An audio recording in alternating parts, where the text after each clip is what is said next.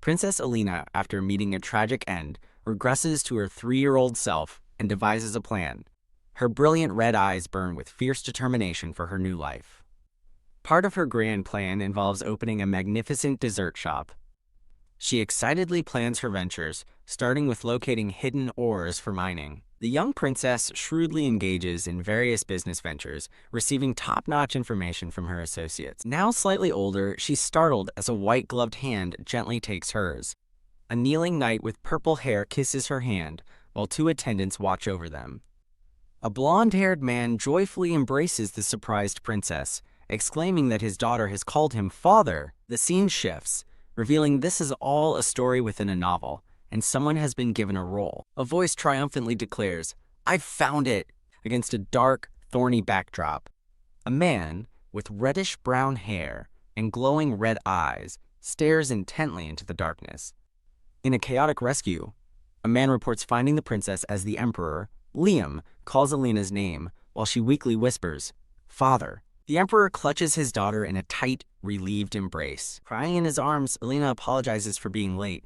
Internally, however, she's fuming, thinking he was way too late. Wah! She continues to sob, clinging to her father in the dimly lit building. A voice from a nearby crate interrupts, declaring the reunion over and announcing its intent to emerge. The Emperor ignores the voice, ordering his men to prioritize Alina's safety and return to the palace immediately. He asks if she's injured, but she smiles and simply asks to go home quickly. From within the crate, a terrified voice realizes it's being left behind all alone. Inside, a bound and gagged girl with pink hair despairs, feeling she can't take it anymore. She reflects that getting involved with the protagonist has never brought her anything but misery. Frustrated, the pink-haired girl declares she is sick of living as a background character. She recalls happily being a rich young noble, a mob character living the good life, a joy that was fleeting. That happy delusion shatters in an instant. In a flashback, her father tells the 5-year-old girl, Rivaler, that she must always be learning, his devotion to the royal family absolute. She thinks to herself that his unwavering loyalty is exactly what she cannot understand. Her father pats her head as she struggles to stay awake over a large pile of books. The source of her family's ruin is revealed: the daughter-obsessed tyrant emperor, Liam Curtis Rachel. The emperor declares a national holiday, simply because the princess called him father. He even considers bestowing the entire country upon the princess, a notion someone finds highly inappropriate. Her father, Duke Felicity, publicly questioned the emperor's judgment, arguing against such a lavish and unseemly gift. The emperor's piercing red eye glares with cold fury at the duke's opposition. The emperor internally accuses Duke Felicity of neglecting the princess and not truly caring for his daughter. Falsely accused of treason, the entire Felicity family was sentenced to execution by imperial decree. The pink-haired girl's eye reflects the glint of clashing swords. Because her father spoke out, she lost her family at the age of 7, as their estate burned to the ground. She remembers the warmth of her mother and father tucking her into bed. She recalls a happy day when everyone in the Felicity household was together, playing in the garden. Now, she flees through a dark forest as pursuers shout to catch her. She tearfully wishes her father had prioritized their family over his ideals, lamenting that he didn't need to be a hero. Her escape is cut short as a hand firmly grabs her arm. A young man named Rivaler Felicity captures her, vowing she won't get away as she cries out for her father. Her tear-filled eye reflects the face of her captor. The narration concludes that this new, cruel fate is what awaited her. Suddenly, the pink-haired girl finds herself seated before a lavish feast of desserts, looking utterly bewildered. A decree is issued from off-screen, ordering her to serve as the princess's poison taster. Her eyes widen in stunned disbelief as the order sinks in. The scene transitions down a cold, empty stone corridor. The girl is identified by her long, pink-colored hair and an emblem with a spirit motif. The bruised, pink-haired girl sits forlornly amidst glowing flowers, her green eyes filled with despair. As a hand reaches for the fallen girl, a voice remarks with a chill that she strongly resembles her father. She is told her fate will be decided by the princess, with being sent to the mines as the best possible outcome. The worst fate, being thrown into a mountain of magical beasts, leaves the pink-haired girl utterly speechless. The dark-haired man and a brown-haired woman tell her to accept this punishment for blasphemy, and to hate her foolish parents. Bam! She is locked away in a dark, cold cell. Inside, she clenches her fists, her mind racing over her two grim potential fates. She explodes in rage, questioning the country's sanity and decrying the child abuse of sending her to the mines, or a place where even knights perish. No! The world spins as she falls into a state of sheer panic. She forces herself to calm down, searching for a way out, when a sudden realization strikes her. She recalls that the original story never detailed her family's downfall, as she was just a minor background character. This gives her an idea. If she stays out of the princess's affairs, she might just reclaim a peaceful life. A spark of hope ignites within her as she stands defiantly before the light of her cell window. She resolves to endure her fate and create her own happy ending, completely separate from the original story. Now cleaned up and seated at a table, the pink-haired girl nervously holds a knife and fork. A maid with purple hair formally addresses her as Reveler Felicity, announcing her new role as the princess's food taster. Stunned by this unexpected turn of events, Reveler can only whisper, "Why?" The title of food taster is formally presented with an ornate crest. The role is explained as a preventative measure against assassination attempts by poison. While some consider it a privilege, the narration reveals it is actually a life-threatening job. A vision of a poisoned glass shattering appears as a single piece of meat is presented as the final test. Chomp! Reveler takes a bite, determined not to die, as two maids watch with crossed arms. The light patter of approaching footsteps echoes down the hall. Princess Alina bursts into the room, her face alight with a brilliant, joyful laugh. Two maids greet the princess with delight, while in the background, a stunned Reveler looks on. Alina gushes about how much she missed everyone, while Reveler dryly thinks that she too thought about the princess all night. A dark-haired maid lovingly holds the small princess, who is surrounded by her fawning attendants. Reveler flinches slightly, observing the scene with apprehension from her chair. Alina realizes she saved this child's life, but Reveler desperately wishes the princess would just ignore her. Princess Alina leans over the table, beaming with innocent excitement. Alina greets Reveler, calling her adorable and asking if the food suits her taste. The princess extends a friendly hand towards the wary Reveler. Later, Reveler lies sick in bed, admitting that the rich food made her throw everything up. She thinks miserably that the rock-hard bread from the dungeon was 1,000 times better than the fancy meal. An angelic image of Princess Alina appears, who believes it is cruel to imprison children. The narration explains that this is the empty period in the story before the protagonist, Alina, grows up. A man sits on the edge of her bed as Reveler's thoughts drift, realizing there is one thing she can say for certain. The pink-haired girl looks out the window of her room. She clutches the window frame, realizing she will die if things continue this way, and wanting to escape. However, she concludes that her top priority must be surviving within the Imperial Palace. Leaning on the windowsill, she stares out with a weary, contemplative expression. Suddenly, her eyes land on a field of flowers below, shouting, "That flower!" She tries desperately to remember what it looked like. A name comes to her, and she knows she needs to hurry and research Rapier. Filled with a new sense of purpose, she runs through the halls. She stops a person off-screen, asking if she can have a plant encyclopedia. A man in a green coat snatches a book away, declaring that a mere traitor has no right to touch palace property. He angrily orders her to get out at once, leaving Reveler shocked and dismayed.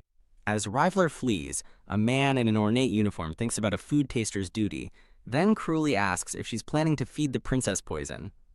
Thwack! The man in the green coat is struck by a book, collapsing as he accuses Reveler of having insatiable greed, just like her father. Bam! As the man lies unconscious, Reveler and another man in a formal uniform look on in utter shock. Reveler calmly observes the downed man, thinking to herself that his voice was grating.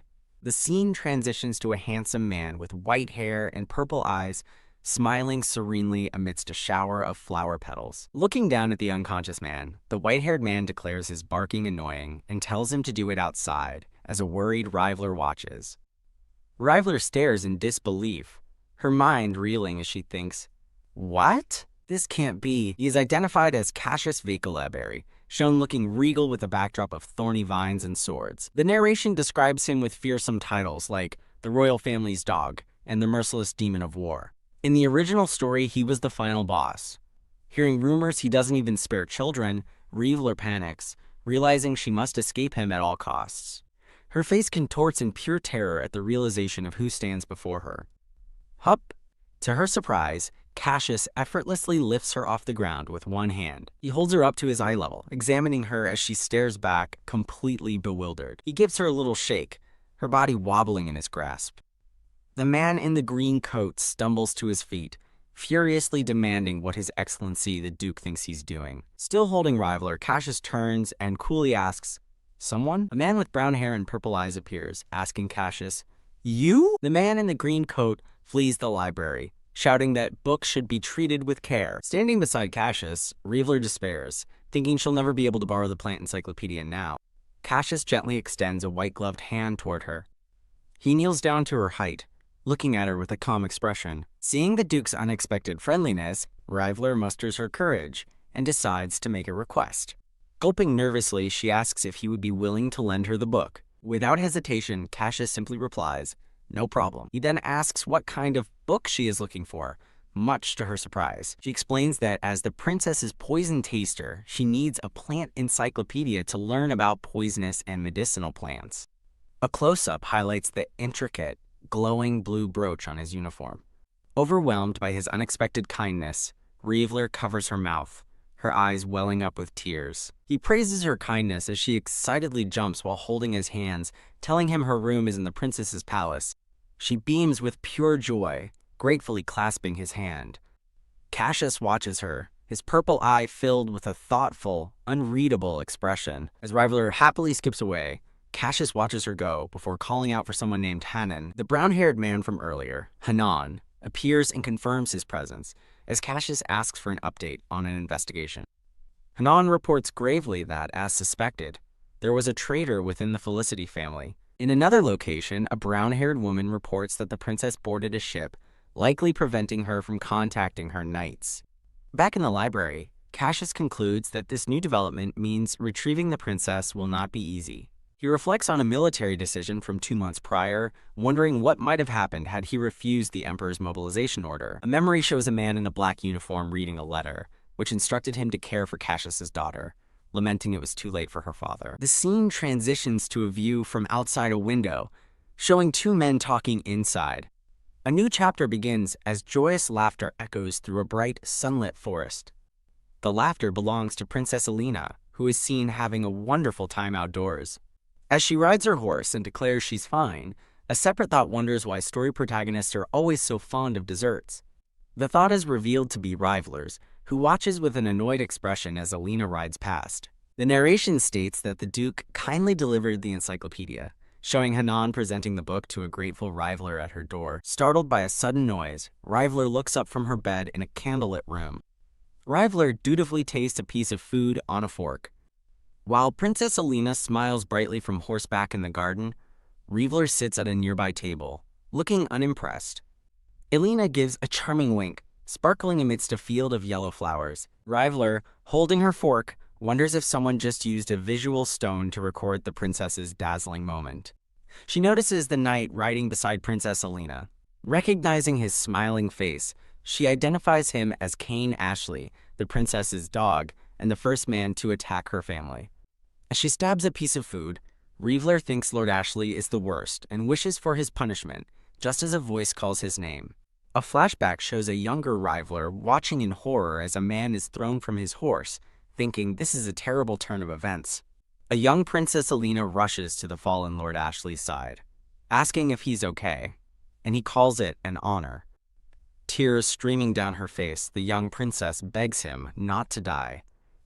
The scene shifts to a younger, cheerful Rivaler happily eating marshmallows, declaring them the best. Humming a tune as she walks, she thinks about how long it's been since she had free time, glad that the idiot fell off his horse. She lies down in the grass with a book, deciding it's time to start reading. Lying in a field, she flips through the book, searching for flowers that start with the letters R.A. Her eyes widen as she finds an entry for a flower called Repeal, exclaiming that she's found it. Reading intently, she learns the flower is found near Manishi trees and usually grows in the shade. Pondering the information, she realizes the flower won't be in the palace gardens, as Manishi trees attract too many pests. Looking up from her book with a thoughtful glance, she comes to a conclusion. She deduces the flower must be in the ominous forest of the dead, questioning why such a place is so close to the protagonist's house. Closing her book with a satisfied smile, she decides that for now, all she needs to do is search for it. She tosses her book aside and raises her fist with determination, ready to give the search her all. As a brown-haired, red-eyed boy watches from the background, she vows not to lose and to find her happiness. Her declaration is cut short as she spots the boy sitting quietly by a small, unmarked grave. In a moment of mutual surprise, both she and the boy share the same thought. Completely flustered, she wonders how long he has been sitting there. A close-up shows the boy's piercing red eye as he watches her. She looks at the boy sitting before the grave, silently wondering who this mysterious kid could be. She analyzes his appearance, noting his royal red eyes and handsome features, but also his old-fashioned clothing. Confused, she touches her chin, remembering that Princess Alina was supposed to be the only surviving member of the royal family. She cautiously approaches the boy and offers a hesitant hello. Standing before him in the sun-dappled forest, she asks for his name. The boy remains silent, looking away from her without a word. Russell. She observes his quiet nature, thinking he's a reserved child. Taking a step back, she accidentally trips and knocks over the flowers placed on the small grave. Panicked, she apologizes profusely, insists it was an accident, and runs off, promising to pick new flowers immediately. She returns with a bouquet of fresh daisies as the silent boy continues to watch her. She gently places the new flowers on the stone grave marker. Sitting nearby, she notes that he finally spoke when he asks why she wants his name, and she explains that she wants to properly apologize. She looks at him with a sincere and earnest expression. Observing his cold gaze as he looks away, she speculates that he might not be on good terms with his parents. She pauses in thought, contemplating his situation. Remembering her tyrannical father, she resolves never to follow his path and feels a sense of kinship with the boy, as if looking at herself. She glances back toward the distant silhouette of a grand estate. Clenching her hand into a determined fist, she firms her resolve. Hiya! She suddenly claps her hands together, in a prayer-like gesture. Bowing her head, she formally apologizes for disturbing the peaceful rest of whoever is buried there. With a serious expression, she turns her attention back to the boy. She gently takes his hands, looking into his eyes with a kind smile. Startled by her sudden action, his red eyes widen in surprise. She closes her eyes, a peaceful and content smile gracing her lips. She promises that the coming weeks will be filled with smiles, leaving the boy completely stunned. Smiling with radiant confidence, she assures him that she's certain of it. In a cute chibi fantasy, she tries tying a string around his finger while asking if he wants to be happy, finding it a bit difficult. She stands up with her book in hand, preparing to leave him by the tree. Turning back with a brilliant smile, she confidently reiterates her belief that things will work out. As she begins to walk away, she glances back over her shoulder to add one more thing. Riveler enthusiastically shows a drawing of the flower she's looking for to a boy with brown hair. She prematurely thanks a black-haired boy for his help, who thinks to himself that he hasn't agreed to anything yet. Clutching her book, a cheerful Riveler waves goodbye as she walks through the garden. The brown-haired boy watches her leave, bidding her farewell. He stands amidst the flowers, a thoughtful and slightly stunned expression on his face. A new chapter begins in a sunlit field. Days later, the scene shifts to the lush and beautiful Imperial Palace garden. Princess Alina joyfully presents a lopsided, googly-eyed chocolate cake. She explains she made the cake for Gratitude Day, leaving her father, the Emperor, utterly surprised. Overcome with emotion, the Emperor blushes as his attendants try to contain their own happy tears. He kisses his daughter's cheek, declaring it a wonderful cake, while Riveler observes from a nearby table. Later, Riveler despairs, having been unable to find the flower she desperately searches for, even at night in the woods. She regrets not being able to ask that child for help, and wonders if the flower even grows in the forest of the dead. A sharp pain suddenly flashes through her eye. A maid brings her plain bread, as Riveler recalls how she kept throwing up and couldn't sleep. Riveler overhears a maid declaring that Duke Vichilberry will now need to request an audience to see the princess. Two maids discuss a recent clash during a meeting, as Riveler recalls giving information to a man in a formal suit. As the Emperor dotes on Alina, Riveler thinks grimly that she can't let him die so easily. Drip, Blood splatters across a white surface. Riveler looks down in confusion at the blood dripping from her nose onto her plate. The maids gasp in shock as they see the blood. Thud. Wondering if she's been poisoned, Riveler suddenly collapses from her chair. Lying on the ground, she laments that if only she had found that flower, this wouldn't have happened. Elsewhere, the red-eyed boy with brown hair holds a bouquet of purple flowers and looks back, sensing something is wrong. Wondering about the commotion, he looks toward the palace, purple petals falling from his bouquet. Riveler's consciousness fades as she feels herself suffocating, desperately thinking that she doesn't want to die. As her vision blurs, she sees Cassius Fischelberry holding her and calling her name. Gasping, her last thought is of her father. She recalls her father's advice to let go of negative emotions and not hold on to regrets. In the memory, she asks what to do about something she couldn't let go, and her father simply told her to smile. She reflects that she never understood his difficult advice back then. Now, she realizes his true intention was for her to survive, a memory of a burning city flashing before her eyes. Two cloaked figures reveal her father's final wish was for her to forget everything and find happiness. A memory shows her younger self clinging to one of the figures, crying that she was wrong and begging them to return. Tears stream down her face as she remembers her regret, wishing she had been more thoughtful. She wishes she had regained her memories sooner so she could have escaped with everyone else. Overwhelmed by grief, she collapses and sobs. She admits to herself that she has no confidence in her ability to forget the past. Nor, she thinks, can she let go of the grudge she holds. A glowing green butterfly flutters through the night and into her room. While she sleeps fitfully, calling for her father, the red-eyed boy stands silently by her bedside. Deciding to help just this once, he places the bouquet of purple flowers in a vase beside her bed. 1 week passes. Riveler wakes up, dazed, thinking she was dead and recalling disjointed dreams. As a brown-haired man with green eyes stands by her bed, she has a sudden realization, crying out that she now understands why he helped her. A formal letter, sealed with wax, holds the key to the mystery. A voice explains that a crucial item was found hidden among the late emperor's belongings. The man explains that, thanks to her information, they reclaimed land the emperor would have seized, but this means she will face more questioning. He places a cup by her bed and offers a quiet apology. Riveler sits up in her bed, holding the cup, a somber expression on her face as she processes the news. Riveler lies in her bed, letting out a heavy sigh as she stares at the ceiling. Her conscience, appearing as a crying chibi version of herself, asks if she's really going to abandon them. Her inner voice continues to berate her, calling her a coward for considering abandoning those who saved her. Dismissing her guilt, she resolves to deal with it later and pushes aside her naive thoughts. She sits on the edge of her bed, her gaze fixed on something outside the room. Her attention is drawn to the glowing vase of purple flowers resting on her nightstand. A memory surfaces of the black-haired, red-eyed boy telling her to eat quickly and asking if she wants to be happy. Back in the present, Riveler gently touches the petals of the purple flowers.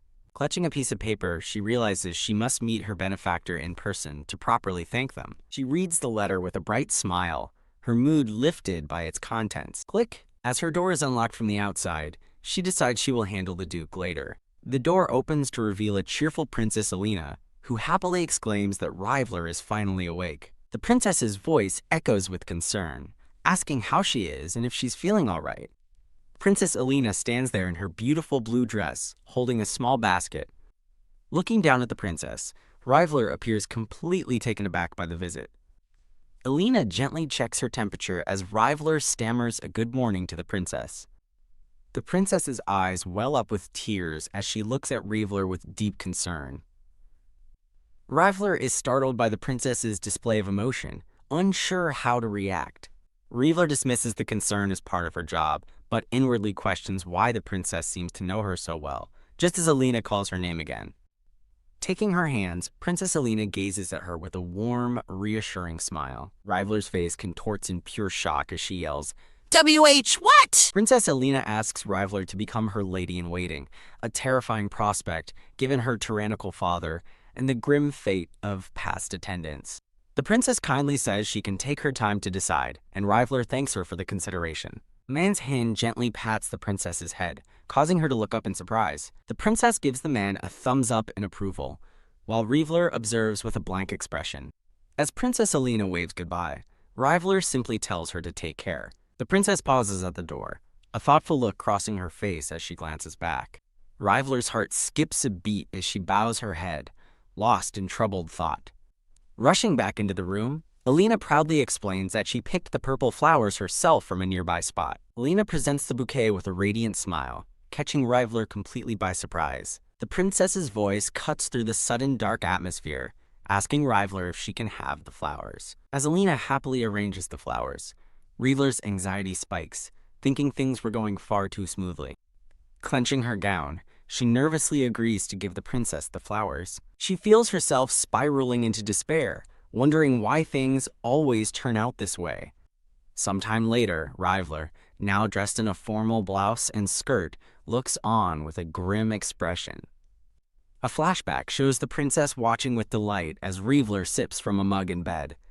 Recalling the note Alina left, signed "Your Friend," Rivaler's first thought had been to call her a thief. Holding a single flower from the bouquet, she examines it thoughtfully under the candlelight. Remembering a solemn gravesite, she clutches the flower and resolves that she cannot remain idle. She resolved to act, but finds herself hesitating before a grand set of doors. Peeking inside, she's shocked to find a makeshift infirmary filled with injured soldiers. She overhears someone confirming that while first aid was given, the long battle delayed proper treatment. The prognosis is grim for an unconscious soldier. Without a magician or priest, he has less than 3 hours to live. Hearing of the damage from the magical beast subjugation, she considers escaping through her window to find help. She hesitates at the door, overhearing that because the dying soldier is a commoner, there's nothing more that can be done for him. Decided, Rivaler pushes the door open, startling the head maid and a male attendant. She immediately kneels at the side of the dying young soldier. Seeing the poison spreading to his heart, she realizes the rapier flower she possesses might be the only thing that can save him. She struggles with her decision, admitting to herself that a part of her wants to just walk away. A bloody memory flashes through her mind, making the situation feel far too personal and dangerous. Rivaler crushes the petals of the purple rapier flower, preparing to administer it as a cure. Looking down at the dying soldier, she thinks that the flower will wither in 2 days anyway and asks to be excused. Leaning over him, she explains that if he eats the flower, the poison should subside. As she helps him ingest the crushed petals, she encourages him. Yes, yes, just like that. She gently places a hand on his head, asking that he return this favor to her someday. Leaving the room, she casts one last look back, silently hoping that he survives. The young soldier lies in bed, conscious but dazed, as he watches her go. Back in her room, Rivaler suddenly collapses to the floor, the magical energy from her actions taking its toll. A chibi recap explains that what she called a short walk in the forest was actually 6 hours long, leaving her nauseous. Exhausted in her bed, she realizes she shouldn't have pushed herself so hard. Her thoughts drift to a gravesite. She recalls that while she couldn't find her benefactor's note, she did manage to protect the rapier flower from the princess. A cute flashback shows her returning just as Princess Alina arrived, forcing her to quickly dispose of a vase where an insect had laid eggs. A man decides he's going to rest for the day and steps out of a room. Bang! The door to her room flies open, revealing the black-haired, red-eyed boy, startling Rivaler. He watches her from the doorway as she sits huddled and dizzy on her bed. Her fear turns to a bright, welcoming smile as she recognizes him. Pinning her against the headboard, he leans in close and demands to know the secret she knows about him. His red eyes are wide with shock and suspicion as he stares down at her. Unfazed, she smiles brightly, realizing he read her letter and exclaiming that he really came. As she gushes about how happy she is to see him, he turns away, clearly annoyed. He wonders if she deceived him, while she simply apologizes for surprising him. She explains she kept her letter short so he'd read it, then grabs his arm as he turns to leave, begging him not to go while he tells her to let go. She clings to him, cheekily reminding him to handle the life he saved with care, and laughs when he calls her incredibly bold. He's taken aback as she sincerely thanks him for his help back then. She beams, calling him the savior of her life. She explains that she really wanted to thank him in person for what he did. As he looks at her, still confused, she announces there's something she wants to ask. In a cute chibi aside, she asks where the flowers he brought her are, explaining that they've already wilted. Convinced he'll escape if she lets go, she refuses his promise not to run and demands his hand to seal the deal. clasping his hand tightly. She cheerfully announces they can go now, dragging the reluctant boy with her. They walk hand in hand through the moonlit woods. He announces their arrival, but she stops him, completely out of breath from the walk. He waits patiently, holding her hand as she catches her breath, her expression determined. Her eyes widen in astonishment as she gazes upon a vast hidden field of glowing purple rapier flowers, thinking it can't be real. Overwhelmed with gratitude, she throws her arms around him, calling him her angel. The black-haired, red-eyed boy is completely stunned by her sudden, emotional embrace. Smiling contentedly, she holds him tight. She gently touches his cheek, promising to visit him next time and asking him to wait for her. He looks on, still processing her sudden affection and her promise. He finally speaks, his red eyes questioning as he asks how she knew. She beams, explaining it's just like how he knew she was from the Felicity family when he helped her. Holding his hands, she sincerely offers her help whenever he might need it. She resolves to share all the information she knows with him, surrounded by the magical glow of the flowers. The next day, the scene shifts to a grand sunlit estate. Rievler is shown calmly eating a meal at a table. Pausing with her fork, she asks the nearby maids why the estate is so noisy today.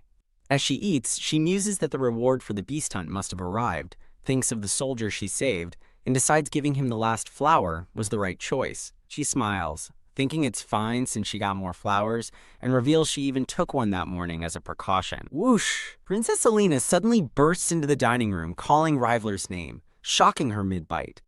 Startled by Princess Alina's sudden appearance, Rievler wonders why the princess is calling for her. Princess Alina places a hand on her shoulder with a brilliant smile, telling a wary Rievler that she's happy to see her. The dark-haired maid urges the princess to hurry and eat, while a chibi Alina happily sits atop Rievler's head after their talk. Rievler looks up at the princess's hand on her shoulder and hesitantly agrees. As Princess Alina glares with a spoon in hand, Rievler resolves that she will never become a maid. Thud! The sound of a chair scraping against the floor echoes through the room. Princess Alina now stands over Rievler, looking down at her with a serious, unwavering gaze. In the background, two maids whisper to each other, clearly intrigued by the tense exchange. Rievler's eyes sparkle with surprise as the princess speaks her name with purpose. Princess Alina clasps her hands together with an earnest expression, about to make a proposition.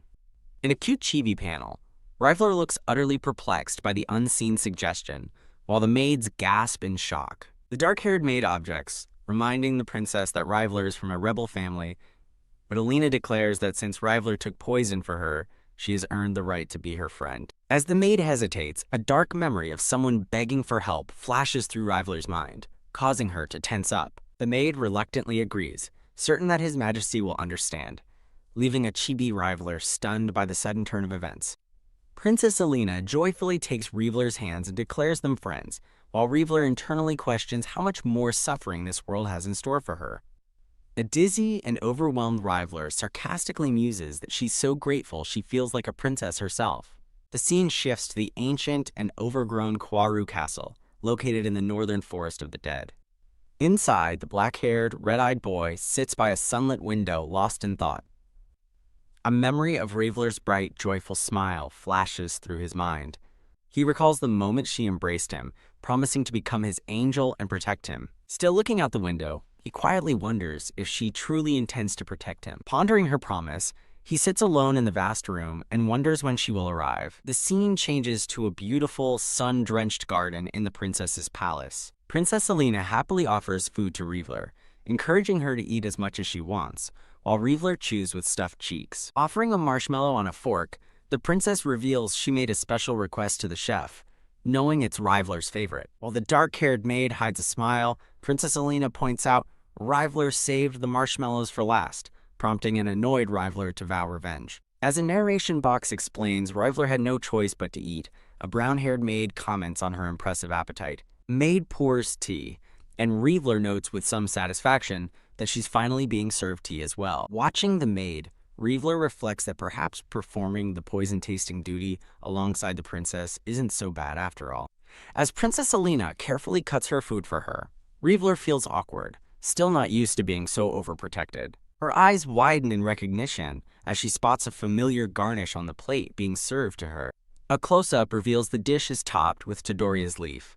Rievler recalls an encyclopedia entry stating the medicinal herb, while good for cleansing blood, can cause stomach aches for children under 10. She glances uncertainly toward the brown-haired maid, a silent question in her eyes.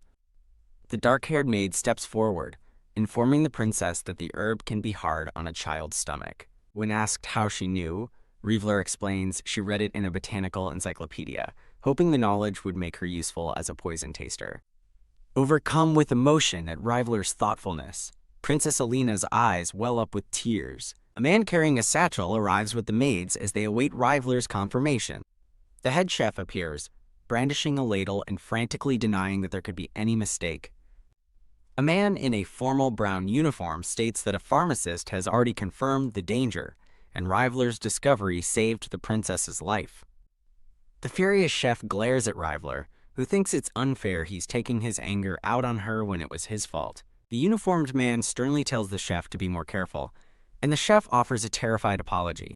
A brown-haired maid serves dessert, praising Really and thinking the head chef is definitely fired, who weeps pathetically in the background. Princess Alina suddenly throws her arms around a startled Rievler, excitedly shouting for everyone to see.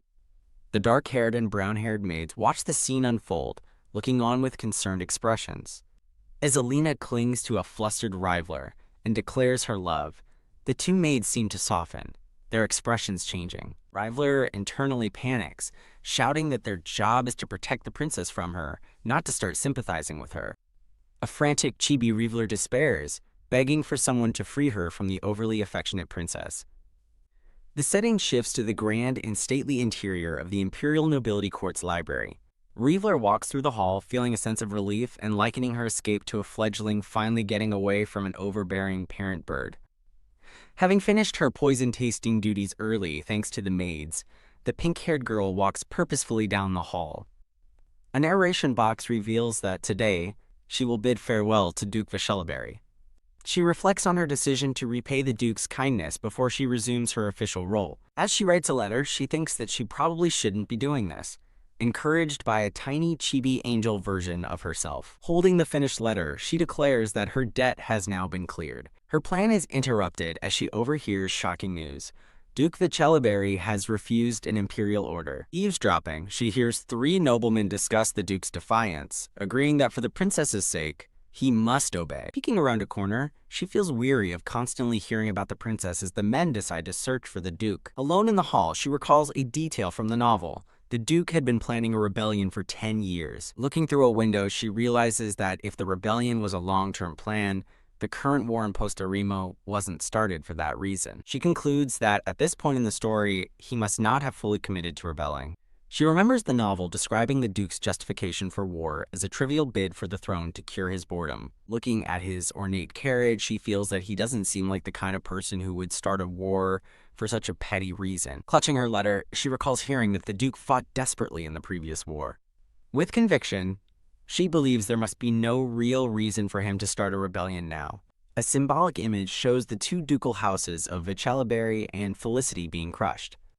With these 2 powerful families gone, the scales of power would tip, granting the royal family absolute authority. She imagines Emperor Liam and Princess Alina on the throne, contemplating the terrifying implications if this is the true political reality. With a nervous laugh, she dismisses the thought, deciding there's nothing she can do about it anyway. Holding her letter, she hopes the Duke wins and thinks his son would be willing to fight for their cause. The story introduces the other protagonist, Royan Vichelleberry, showing his solemn silhouette. A close-up of Royan, his purple eyes intense, reveals he's a yandere who killed his abusive father and dedicated himself to the princess. She considers that even if she gives the Duke information, it might not matter if Royan betrays him, as he does in the original story. Resolved, she decides that sending this letter is the only thing she can do to help. She approaches Duke Cassius Vichelleberry and bows, praying for his martial success. After she leaves, the Duke looks thoughtfully in her direction.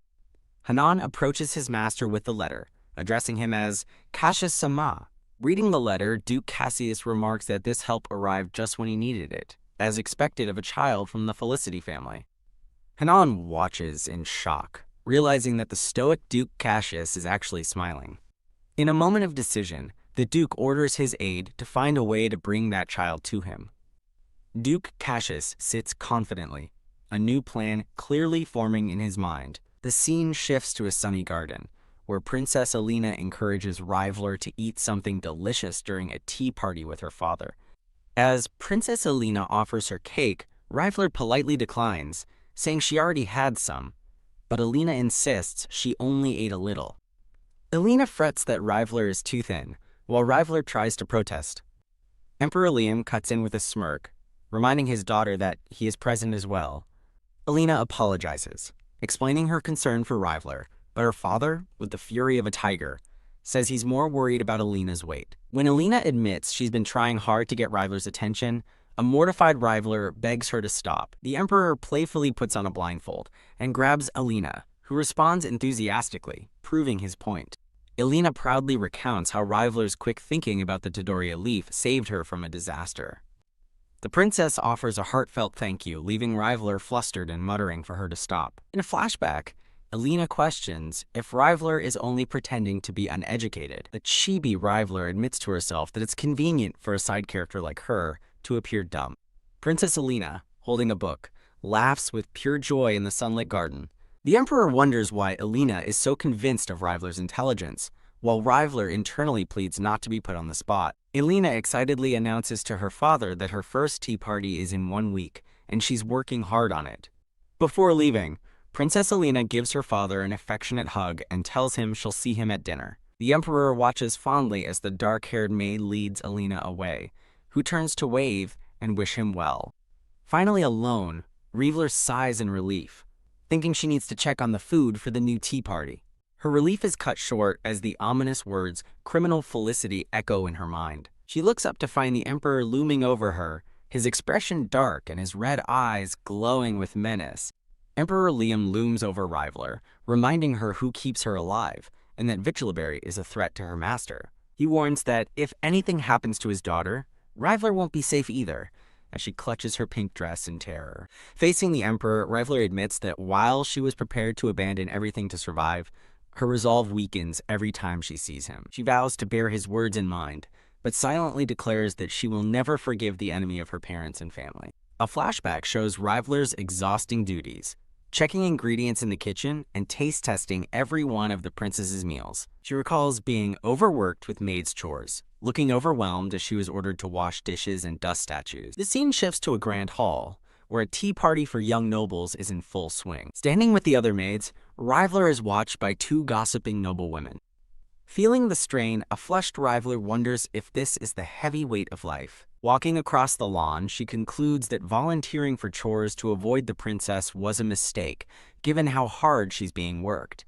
Princess Alina arrives in a beautiful blue gown, flanked by her maids, making a stunning entrance. Watching from the sidelines, Rivaler wryly thinks that the main character has finally appeared. Princess Alina smiles radiantly, raising a glass to enjoy her tea party. The scene is filled with a bright, cheerful light, symbolizing the pleasant atmosphere. The peaceful moment is shattered by the sound of a young boy crying loudly. Wah! The party descends into chaos, as children throw tantrums, fight, and complain to their exasperated nannies. Finding the noise unbearable, Rivaler tells the children to quiet down, thinking it's too chaotic.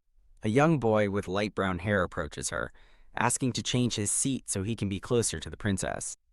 Unaware of the surrounding mayhem, Princess Alina laughs joyfully at her table. The boy insists on eating cake with the princess, forcing Rivaler to maintain a strained smile while another boy looks on disapprovingly. The 2 boys complain about being served by servants and feeling neglected, much to Rivaler's visible annoyance. Fuming internally, Rivaler resolves that she cannot just stand by and listen to their insults. She feels targeted from all sides as the adults mock her and the children take out their frustrations on her. With determined steps, Rivaler marches across the lawn, ready to take action. She suddenly stops, realizing she has misunderstood the unfolding drama.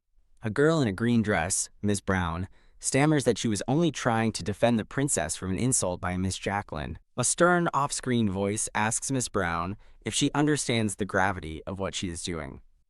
The voice is revealed to be Princess Alina's, who looks down at the scene with a cold and serious expression. A close-up emphasizes the princess's stern and unforgiving gaze. Alina acknowledges Miss Brown's concern for her, but Miss Brown feels that if that's the case, she shouldn't be admonished. The princess dismisses the girl with a sharp HMPH, while the other girl, Jacqueline, looks on. Publicly shamed, Miss Brown is left standing in shocked embarrassment. Rivaler enthusiastically agrees with the princess, shouting, "Yes, Your Highness," as other children laugh in the background. An onlooker comments that Miss Brown is finished for foolishly going against Donna Jacqueline, the princess's best friend. Donna Jacqueline is introduced as a noblewoman who will one day become a powerful figure in high society. Rivaler observes the scene, contemplating Miss Brown's unfortunate situation. She muses that Miss Brown's actions were likely born from youthful jealousy and a clumsy desire to get closer to the princess. Watching the dejected girl, Rivaler thinks the princess was unnecessarily harsh, as it's normal for children to be selfish. Her thoughts are violently interrupted as a doll hits her squarely in the face, causing a nosebleed, while a child yells that it's their doll. Momentarily stunned, Rivaler realizes she wasn't supposed to be managing the children and questions the chaos. She picks up a doll, thinking that she can finally love them as she always wanted. Three young girls look on with star-filled eyes as two dolls are held together in a kiss. Holding up two dolls, Rivaler successfully captivates the children, who watch in awe. Two noblewomen watch in surprise, while children discuss building a beautiful house with a sea view. Rivaler offers to tell a story about dragons next, but then thinks that this isn't her job, as a man and woman cough disapprovingly nearby.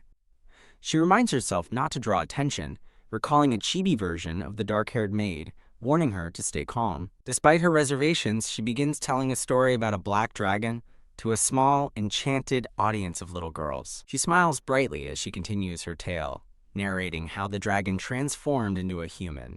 An unseen person thinks that such a story is too mature for the young children. The two dolls from the story are left sitting peacefully on a dessert-laden table. A woman with dark purple hair sits at a grand desk, holding a letter with a serious expression. Laden with a tall stack of boxes, a confused Rivaler asks, "Excuse me?" Flustered, Rivaler wonders if it's okay for her to receive gifts meant for the princess, but an unseen person tells her to accept them as thanks from the young nobles. Still carrying the boxes, Rivaler walks away with a nervous glance. She bows her head gratefully, still holding the large stack of gift boxes. An unseen speaker dismisses her, stating the matter is settled, and Rivaler hastily agrees. As she stumbles out the door, the woman at the desk calls out, asking Rivaler if she was rude to the palace knights. Rivaler stops, completely bewildered by the sudden mention of the royal palace knights. The woman explains that the knights are angrily searching for the children from the pharmacy, a place Rivaler was known to have been. Thud! Rivaler drops the entire stack of boxes in shock. The woman looks up from her desk, startled by the sudden crash. Laughing nervously, Rivaler apologizes for not being able to help. Alone in her room, Rivaler collapses onto her bed in despair, thinking it's all over. She panics, wondering why angry knights are searching for her when all she did was share the rapier flowers. Her mind races with the terrifying possibility that the knight she helped is dead, and now she's the prime suspect. Overwhelmed, Rivaler frantically darts around her room, exclaiming that she practically gave her life to help, and this is too much to bear. Exhausted from her panic, she collapses onto the floor, panting heavily. Clutching her dress, she resolves to keep her actions a secret to survive, but worries what will happen if the misunderstanding persists. A sudden spark of determination hits her as she clenches her fists, ready with a new plan. The scene shifts to the dark-haired, red-eyed boy, who looks back with a thoughtful expression. He thinks to himself that for now, he needs to focus on his own matters. A man in a formal knight's uniform asks if the person before him is the one who gave medicine to a lord. He stands before Rivaler, who is now wearing a yellow dress, and looks up at him with wide eyes. The knight, a man with dark purple hair, maintains a stern and focused expression. A formal introduction reveals him as Dominic Carlson, the most outstanding knight in the palace, who has dedicated his oath to the princess. A crest confirms his status. He is the knight who swore his loyalty directly to the princess. Dominic repeats his question, asking Rivaler if she is the one who gave medicine to Eden. In a memory, Dominic stares intensely as Princess Alina affectionately hugs Rivaler at a tea party. Gulp. Rivaler nervously confirms that yes, it was her. Rivaler insists she's done nothing wrong, revealing the medicine is a secret Felicity family antidote created by her former mentor, the sage Torvish Luran. The narration explains that the medicine's secrecy would make hiding the existence of the rapier flower understandable. Dominic considers her answer thoughtfully while Rivaler watches him, waiting. He apologizes for frightening her and assures her that he has no intention of holding her accountable. He then begins to kneel before her. Rivaler is utterly stunned, her mind screaming in disbelief that a knight is kneeling at her feet. She thinks back in shock, realizing she had completely misunderstood the situation and thought he was dying. The misunderstanding is cleared up. Rivaler thought they were hunting an assassin, but Lord Eden was actually searching for his savior. Dominic gently places his hand on Rivaler's head, telling her it's all thanks to her. He smiles warmly, while continuing to pat her head reassuringly. Overwhelmed, Rivaler can only manage a hesitant, in response. She looks down shyly as he continues to comfort her with a gentle pat on the head. As he stands to leave, Dominic tells Rivaler to let him know if she ever requires his assistance. Rivaler watches him go, her expression filled with thoughtful surprise. A memory surfaces of a novel's characters, with the thought that getting entangled with them is never a good idea, but she recalls the dark-haired boy promising to see her again and asking her to wait for him. Moved by the memory, Rivaler quickly grabs hold of Dominic's cape, stopping him. Looking up with newfound resolve, she makes a bold request. Please let me meet the Grand Duke. The scene transitions to a peaceful night sky a few days later. Walking through a moonlit forest with a gift, Rivaler can't believe her luck, that a noblewoman actually granted her unexpected request. Rebella looks up with a flustered expression, lost in thought. A memory of a purple-haired knight flashes, recalling the Emperor's warning that he was wary of that person, and questioning why the knight insisted on the meeting. Thump. Rebella snaps out of it, telling herself to stop overthinking already. As she walks, she wonders why the man who helped destroy her family is now going to such trouble for her. Turning a corner, she wonders aloud when her assigned bodyguard knight will ever show up. A smiling, blonde-haired young man in a dark cloak appears before her. The young man introduces himself as Iriel Eden of the First Knight Order, her new protection detail. A cute before and after shows Lord Eden's transformation from injured to pristine, leaving a shocked Rebella to stare up at him as he leans in. Ribella stammers that she's happy to have been of service, but he reaches for her, asking for a moment. With a gentle smile, Lord Eden effortlessly sweeps the surprised Rebella into his arms. Held securely, a flustered Rebella looks up at him in utter shock. She thinks to herself, questioning if it's normal for bodyguards to be this forward. He gently asks her to call him Lord Eden, and a blushing Rebella shyly agrees. As he carries her through a snowy path, her thoughts reveal she's weak from being bedridden for so long. Lord Eden asks if she's all right, but she assures him it's just a drop in her stamina. He tenderly reminds her not to overdo it, as she's been given a second chance at life. Touched, she promises to keep his words close to her heart as he smiles down at her. He warns her that she'll never see him again, so she must be careful, prompting an annoyed pout from her. He leans in close as she, confused, reminds him that she is the princess's poison taster. His gloved hand gently nears her face as she looks on, her green eyes wide with uncertainty. Holding her close, he softly asks if she wishes to leave the imperial palace. Rebella is stunned by his sudden question, her mind reeling with confusion. A sudden realization flashes through her mind with startling clarity. She frantically denies his suggestion, insisting she is perfectly fine and can serve the princess. Lord Eden simply smiles and accepts her answer, a knowing look in his eyes. Relieved, Rebella breaks into a wide, happy, and slightly nervous grin. He offers his help anytime she needs it, and announces their arrival, adding that the trip was worth it and she agrees to his offer. He carries her toward the gates of a dark and imposing estate. Looking up at the towering castle, Rebella is shocked, questioning if this place is real. Surrounded by thorny purple roses, a question hangs in the air.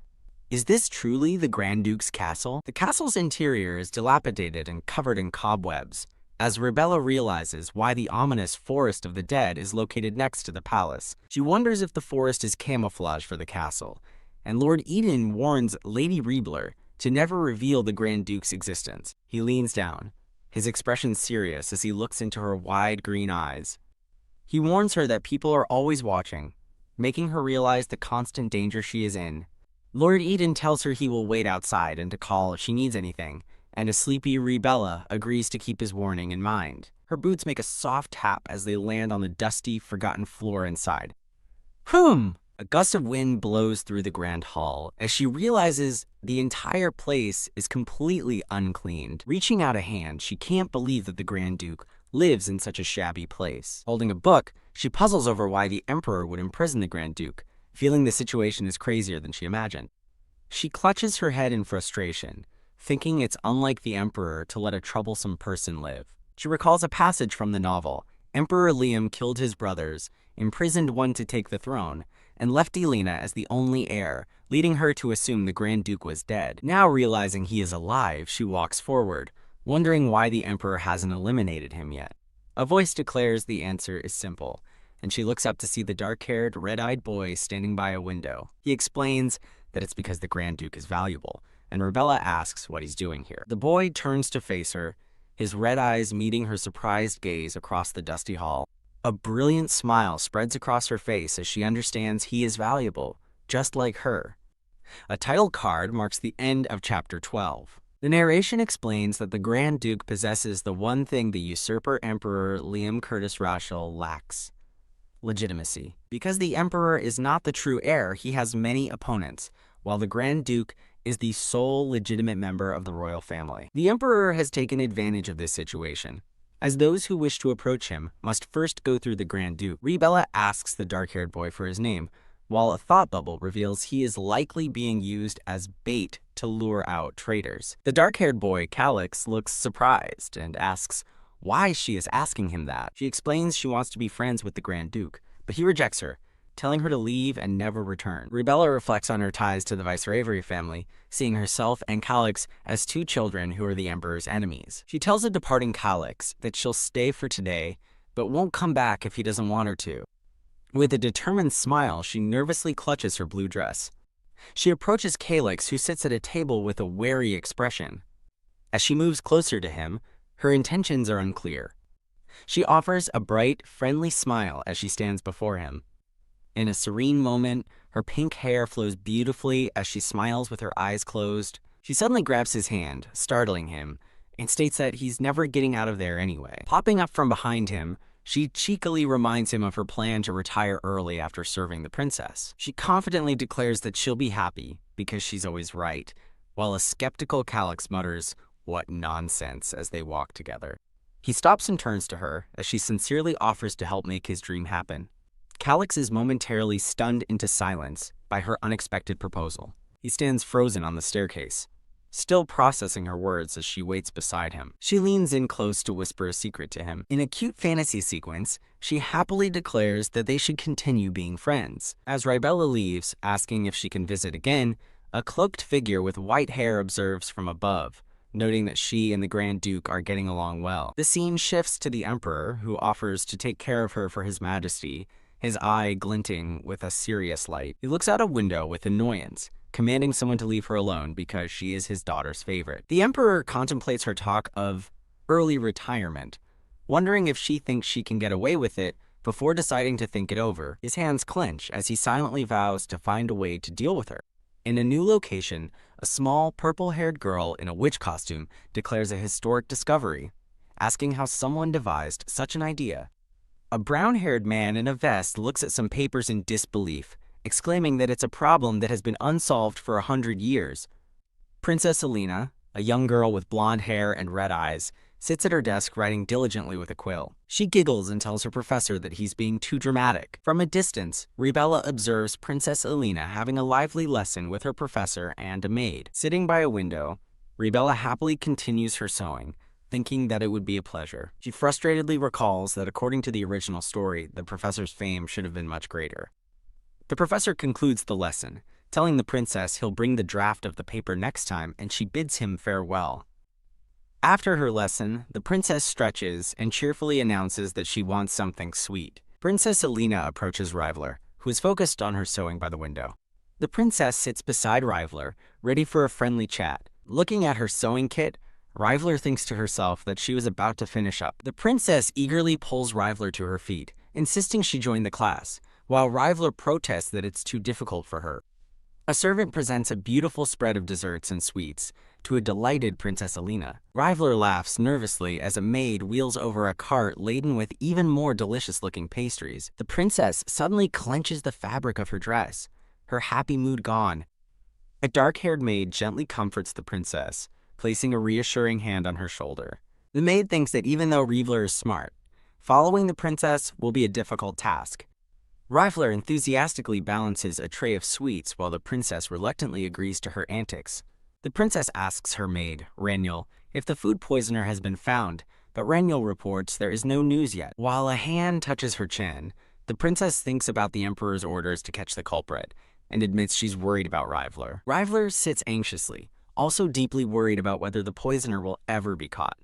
A flashback reveals the culprit's true identity won't be known for 10 years, and their goal is to destroy the emperor's family at their happiest.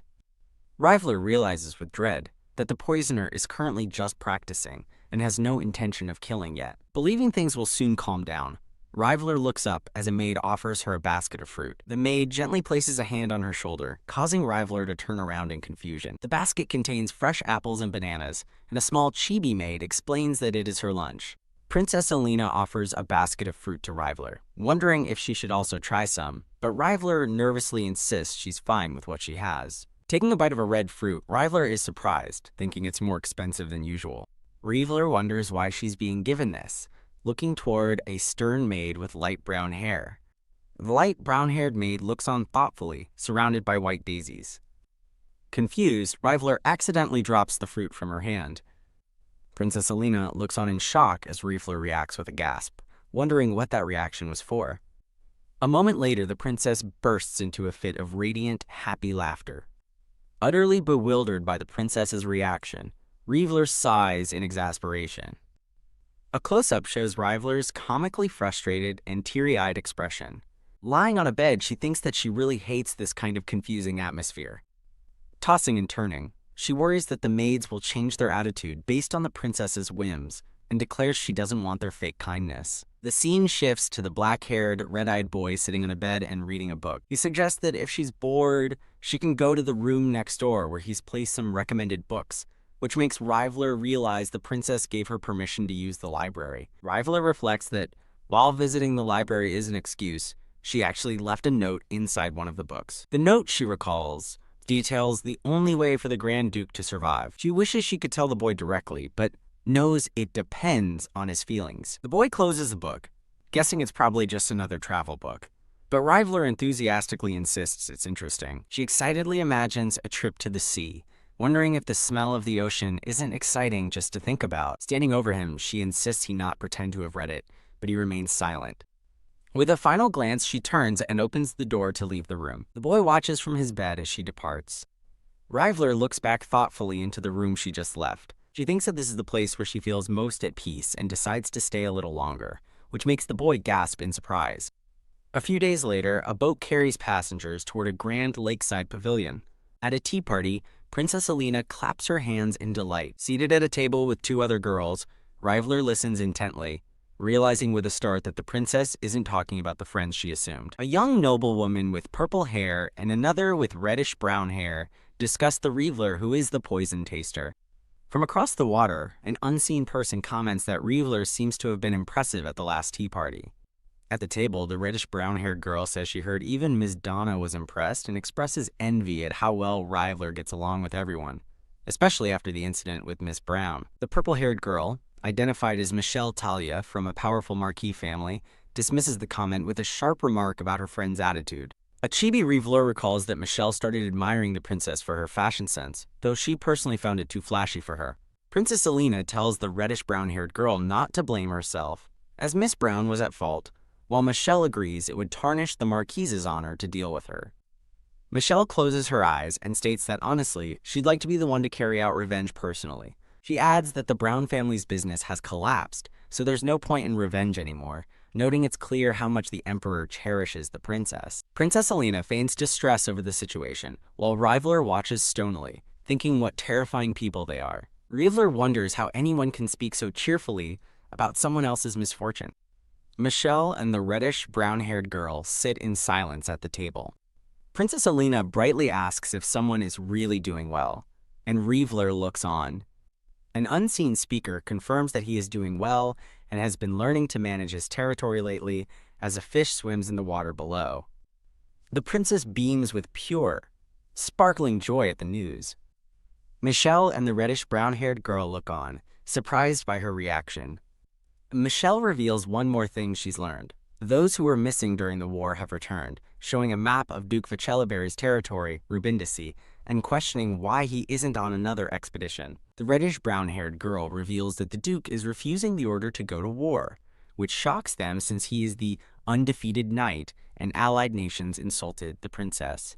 Michelle admits she can't understand it either, as Reveler listens and internally asks if they realize how much blood will be shed in that war. Drained, Reveler slumps in her chair, thinking that considering these things just tires her out. She looks out wistfully, thinking she wants to go to the sea. She watches a fish swim freely below the balcony. Gazing at the water, she envies the fish, who can swim freely wherever they want before the view dips below the surface. Huh? Reveler looks up in wide-eyed confusion. At a tea party with two other girls, the black-haired girl wonders why the lakeshore has suddenly changed. A maid attends to Princess Alina, who says she's fine, while another maid confirms the other two noble girls are also unharmed. A maid from above apologizes, announcing that the boat trip is ending for safety reasons, leaving Reveler to wonder what happened. Reveler puzzles over the timing of the event, feeling an inexplicable sense of guilt. A bright green butterfly flutters over a sunlit forest path. The narration explains that the boat trip was cut short due to a sudden landslide. The scene shifts to a picnic blanket laid out with cakes and pastries. The girls have a picnic instead, and the black-haired girl wishes her companions had stayed quiet. Reveler silently wonders how many times she's tasted poison today, as Princess Alina watches her with concern. Holding an empty plate, Reveler looks thoughtful as she sits on the picnic blanket. Princess Alina confronts Reveler, pointing out her strange behavior when Duke Vicelliberry was mentioned and thinking she spoke too harshly. Reveler panics, admitting she received help from the Duke but insists they've had no contact since and questions why Alina brought it up publicly. Alina asks why Reveler looked so gloomy, and Reveler lies, claiming she's just sleepy from eating so many delicious things. The princess eyes Reveler with suspicion, questioning her excuse about delicious things. Alina happily grabs Reveler's hands, suggesting that if she wants more delicious food, they should all go to a festival together. Reveler is stunned by the sudden invitation. With a pained expression, Reveler weakly agrees to the princess's enthusiastic plan. Alina plans to go to a festival with Reveler and the other girl to find even more delicious food. Reveler panics, thinking that going to a festival with the protagonist is a major flag for a kidnapping incident. She worries that, as a mob character, she'll get dragged into the mess and end up dead. Determined to refuse, Reveler prepares to say no, while the princess waits with sparkling anticipation. Overwhelmed by the princess's hopeful face, Reveler's resolve crumbles. Reveler mentally concedes that there was no way she could refuse, recalling how she ended up disguised together with the princess. Now, in her brown-haired disguise as Ravra, she walks through the festival, praying to be spared from any kidnapping episodes. The princess, in her pink hooded disguise, gleefully throws her arms around a startled Ravra. The disguised princess suggests they go see the circus until the two of them arrive, and Ravra hesitantly agrees. Ravra thinks it's safer than wandering aimlessly, while the princess excitedly wonders if there will be lots of animals. With a serious expression, Ravra's senses sharpen in the bustling crowd. As the princess leads her by the hand, Ravra follows through the dense festival crowd. Ravra is startled to see a familiar-looking man holding a small child with glasses in the crowd. "You've got to be kidding me," she thinks in shock. The overwhelming crowd surges around them, barely avoiding being trampled. Ravra catches her breath against a stone wall, her strawberry skewer still intact. Looking concerned, Ravra suggests they move somewhere less crowded. She turns to speak to the princess, but finds that she is gone. Whap! In a comical sequence, Ravra frantically spins around, calling out for the young lady and princess.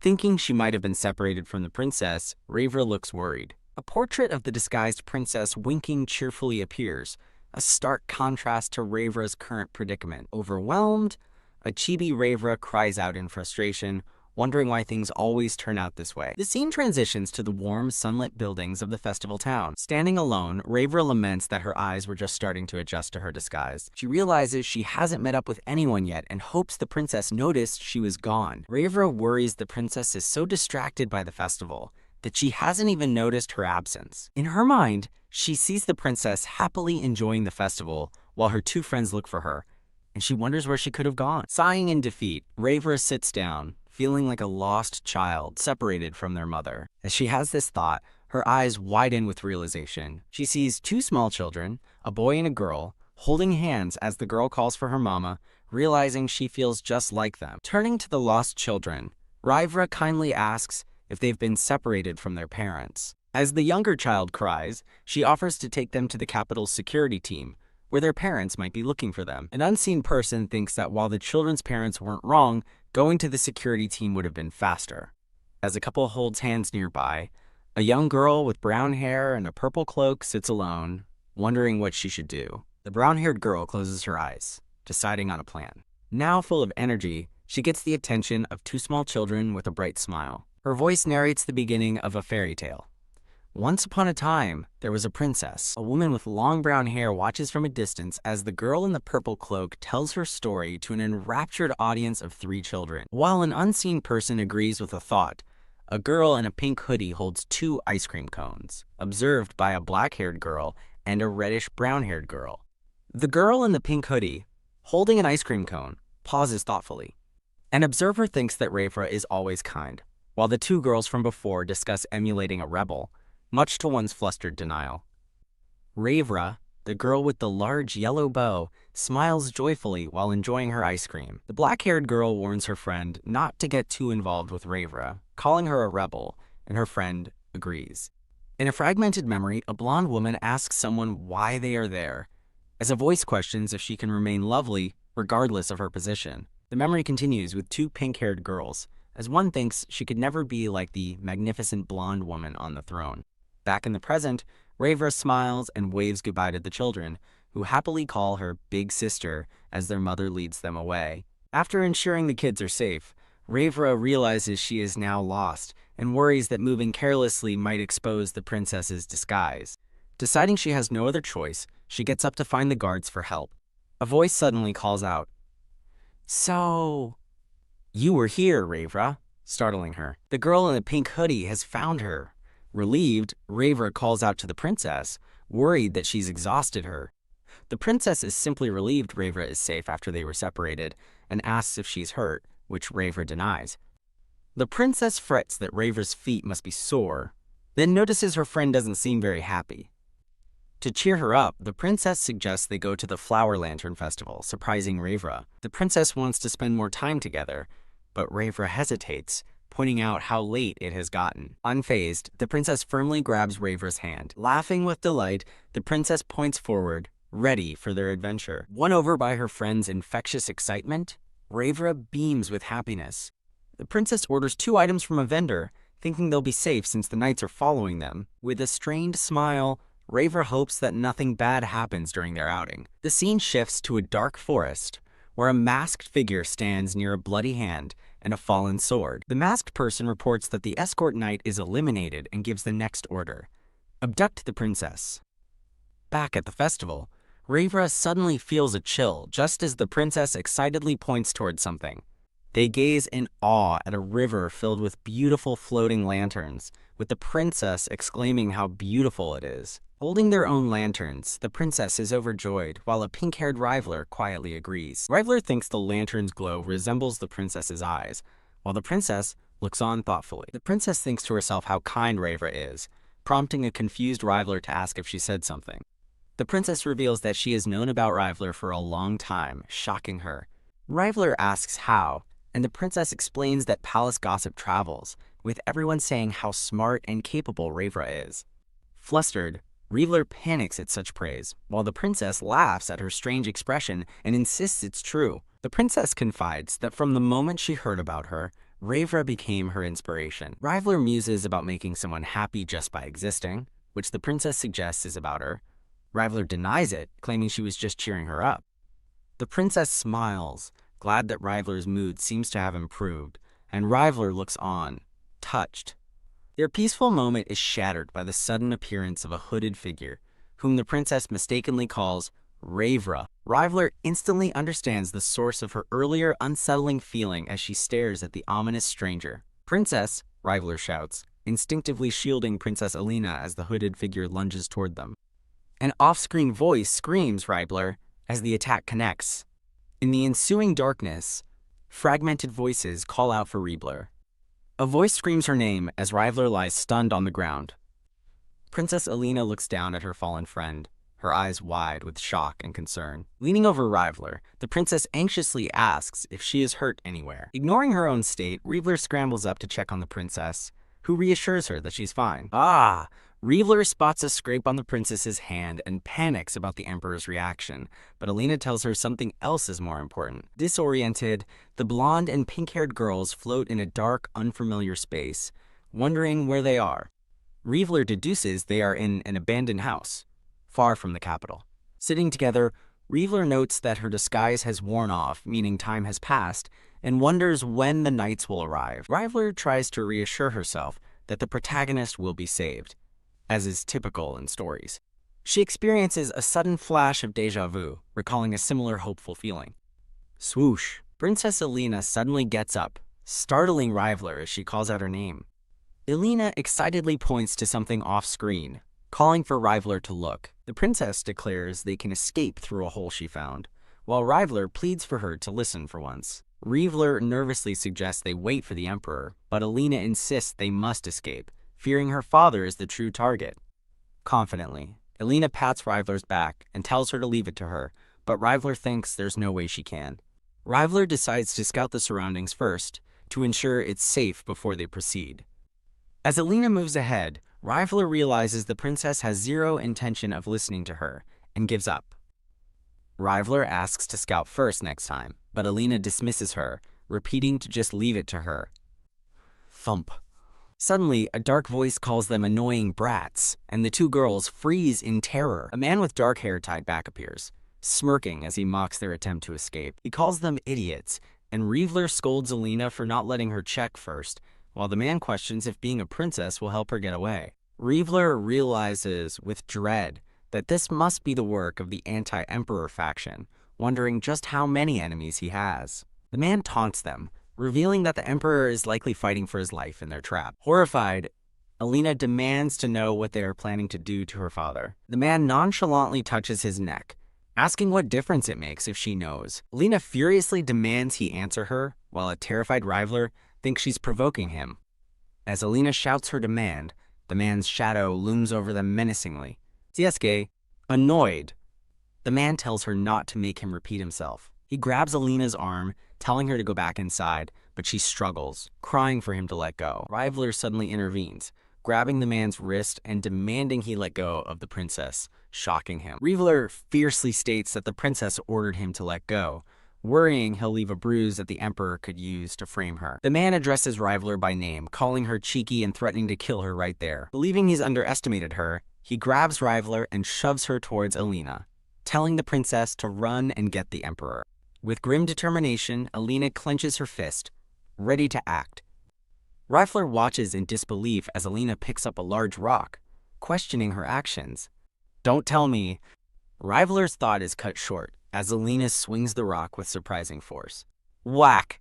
Riveler pleads for a break as Alina mercilessly hits the kidnapper with the rock. Thud! The man collapses, and Alina screams Riveler's name from a distance. Exasperated, Riveler wonders what she's supposed to do, and laments that this is what's wrong with light novel protagonists. From afar, Riveler is carried away by an unseen captor, screaming in pain as she begs for someone to listen.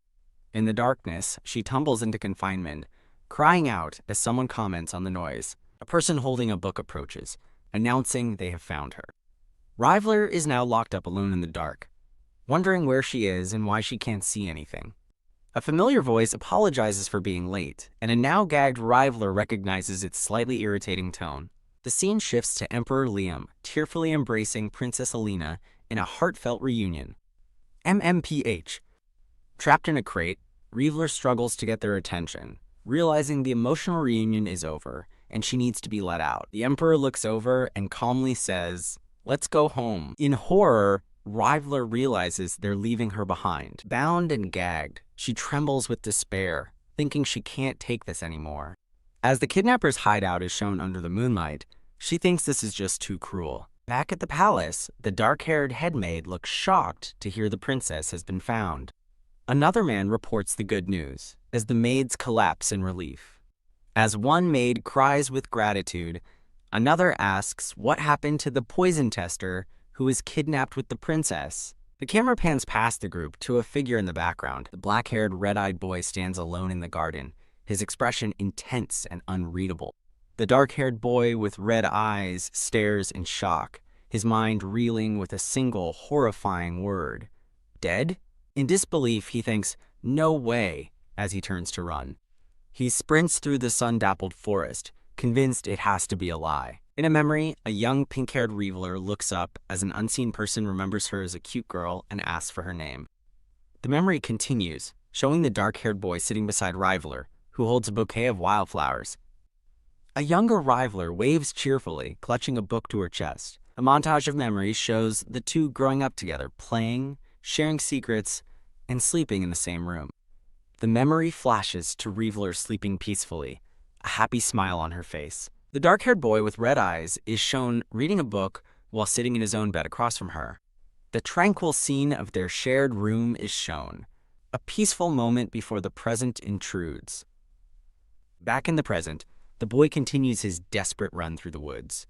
He comes to a halt, panting but resolute, thinking that there is no way she's dead. Looking around frantically, he screams that he knows they are hiding. From a tree branch, a cloaked figure with brown hair watches him, thinking they will grant that person's wish. With renewed determination, the boy grabs his collar and demands to be taken to His Majesty immediately. Meanwhile, deep in a dark forest, a figure in a purple dress is being dragged away. The camera focuses on a pair of scraped, bound hands.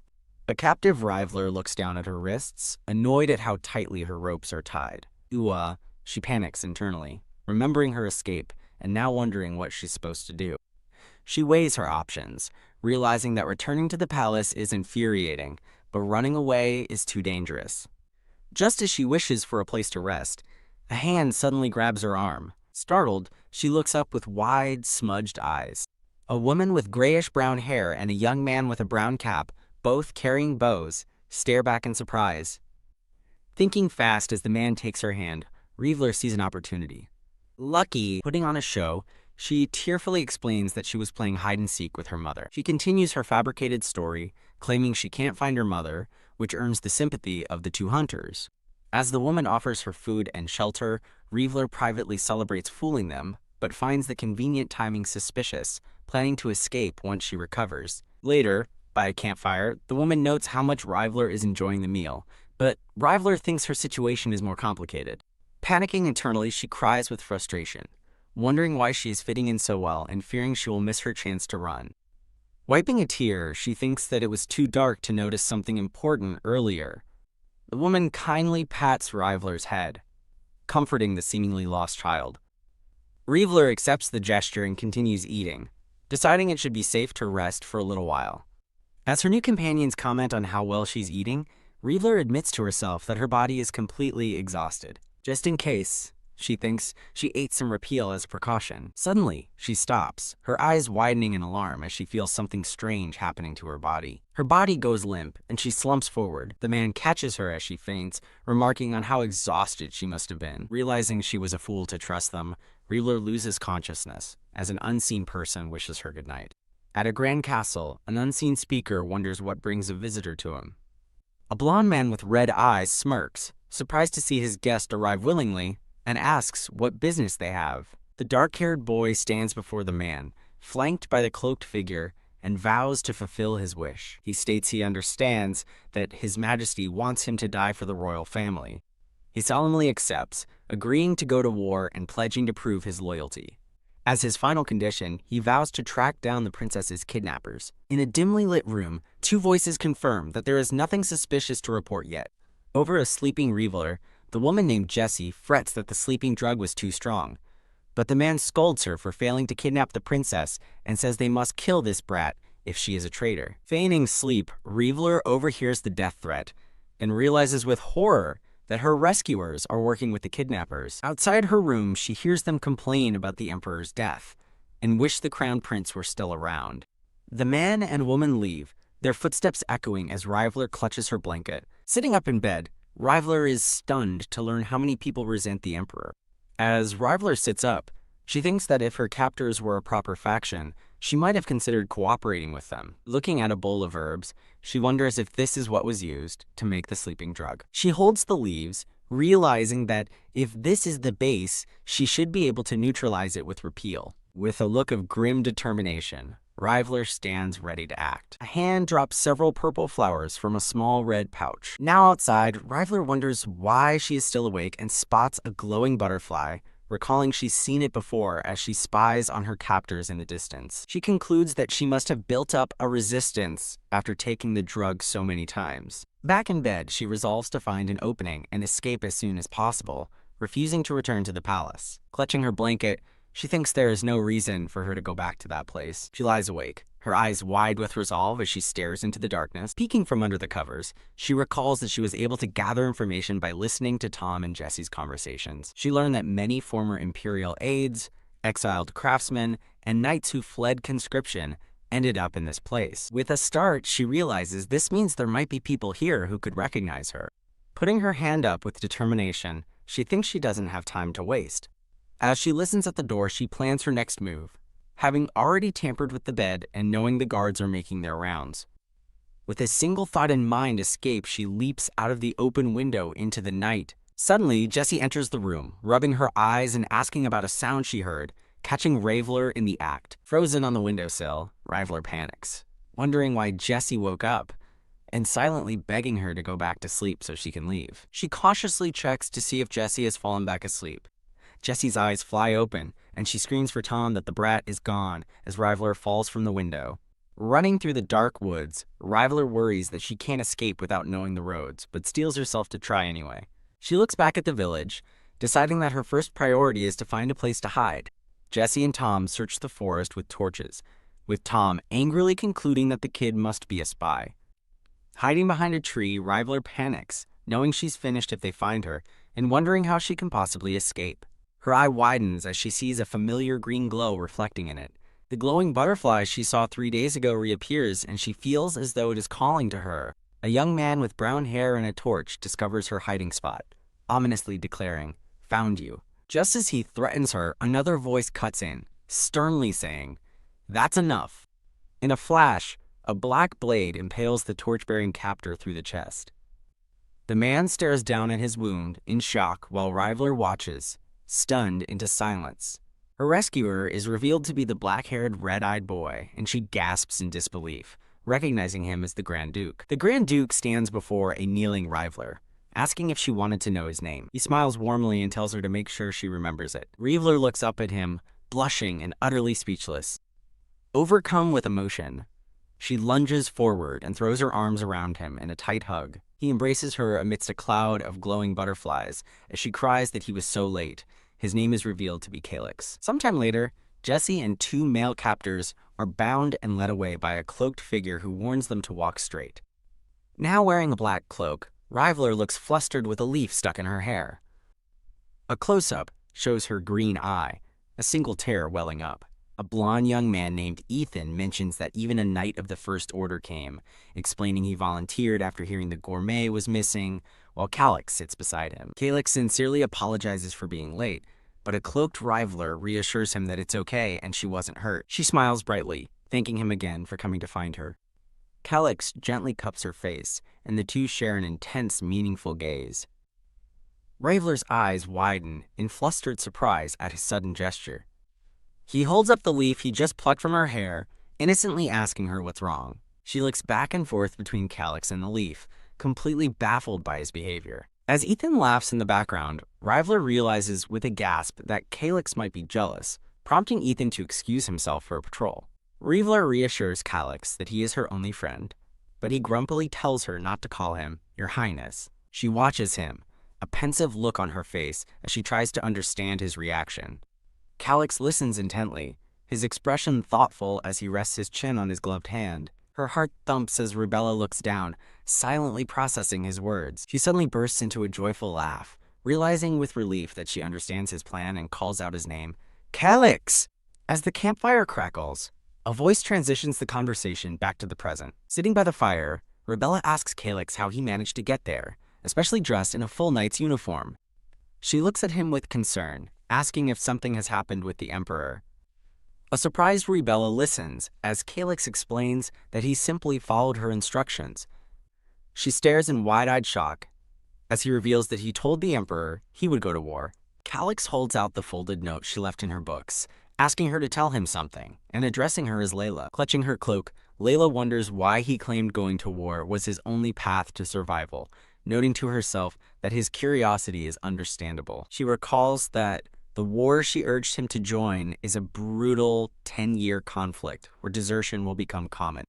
Her thoughts reveal that the war is to be led by Duke Vicelavali, and she believes there is no other option.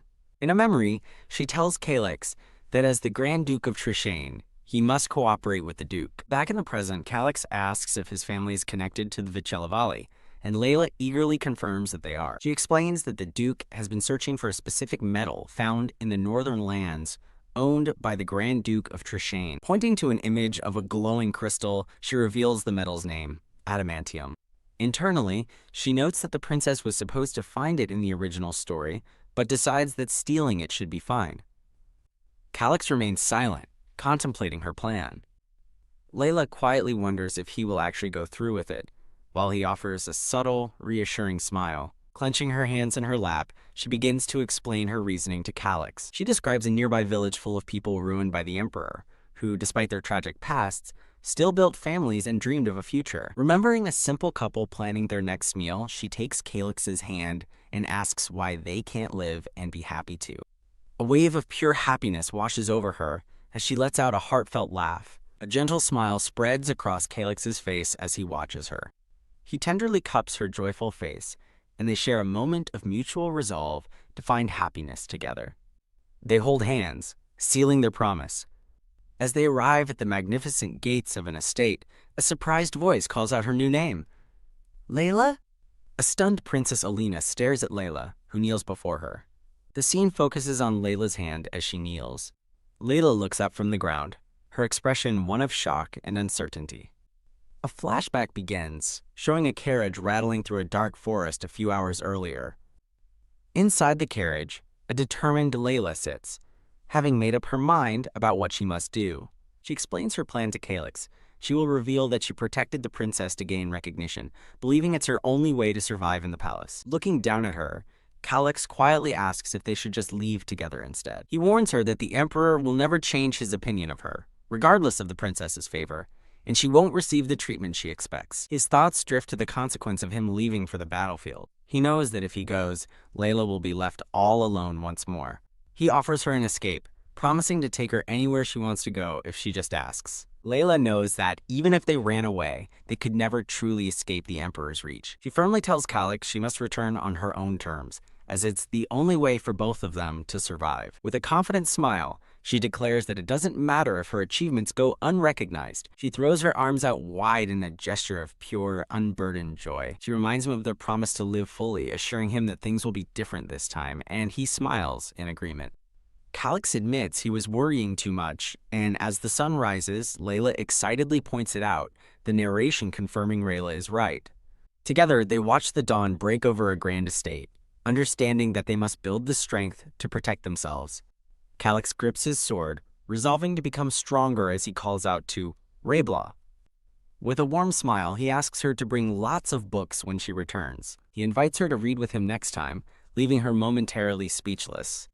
Her surprise gives way to a radiant, happy smile. The scene shifts to the Imperial Palace, where a golden messenger bird flies over a gathering of nobles. A hand gently reaches for a golden bird with a pink ribbon tied around its body. A young blonde-haired girl gasps, her expression one of surprise or longing. A maid with dark purple hair calls out the name Raniel to another maid with light brownish blonde hair holding a gift box. Princess Selena, with her long blonde hair and red eyes, laughs with pure, unbridled joy. Overcome with emotion, Elena clutches a letter to her chest, a happy tear escaping her eye. A flashback shows a man attacking a pink-haired girl as narration reveals the speaker thought they'd killed someone named Rayblaw with a stone. Another panel shows a blonde girl falling, bloodied. The narration continues, stating that the speaker then heard the news that she was found. Two maids reassure a young girl, telling her that Rayblaw is safe and she can now rest peacefully. Reading a letter, the blonde girl worries that the other girl will resent her and tell everyone she was the one who hurt her.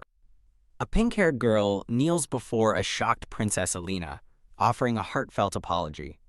The kneeling pink-haired girl looks up, her expression earnest and sincere. Visibly distressed, Princess Alina covers her mouth with her hand.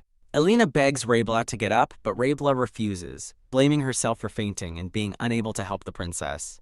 Tears well up in Alina's eyes as she realizes with relief that Rayblaw truly doesn't blame her. Alina takes a firm hold of Rayblaw's arm, determined to lift her. Cupping the pink-haired girl's face, Alina gazes at her with deep affection and resolve. Alina vows to herself that in this life, she is destined to be Rayblaw's savior. In a comedic cutaway, a black-haired boy and a maid stand by a horse as a voice confidently declares they will remember. Lena announces she has a gift for Rayblaw and asks her maid, Raniel, to bring it, leaving Rayblaw to wonder what it is. Teasingly telling her to look forward to it, Alina gestures towards a carriage as Rayblaw peeks inside. Rayblaw's green eye widens in astonishment as she stammers, "Your Highness, this is..." Princess Alina beams with excitement as she opens a large, light blue gift box. Inside the box lies a pristine handmaid's uniform, as Alina formally asks Rayblaw to become her personal attendant. Alina reveals she personally arranged a pardon for Rayblaw, who gasps in disbelief. Embracing her, Alina reassures a stunned Rayblaw that she no longer has to risk her life on dangerous missions. Rayblaw clutches the gift box, her face hidden by her hair, as she is overcome with emotion.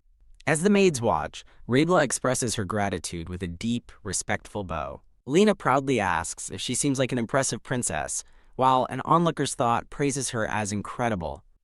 A voiceover praises Rayblaw for protecting the princess with her entire being, but Alina's smile fades slightly.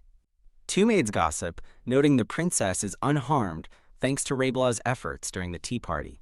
As the maids agree Rayblaw deserves praise, Alina stands alone, resentfully wondering why everyone is focused only on Rayblaw. Her jealousy surfaces as she inwardly fumes, questioning why she, the one who pardoned Rayblaw, isn't getting any credit. She clenches her dress, thinking she gave the slave-like Rayblaw a new life, and yet she is not the first to be praised.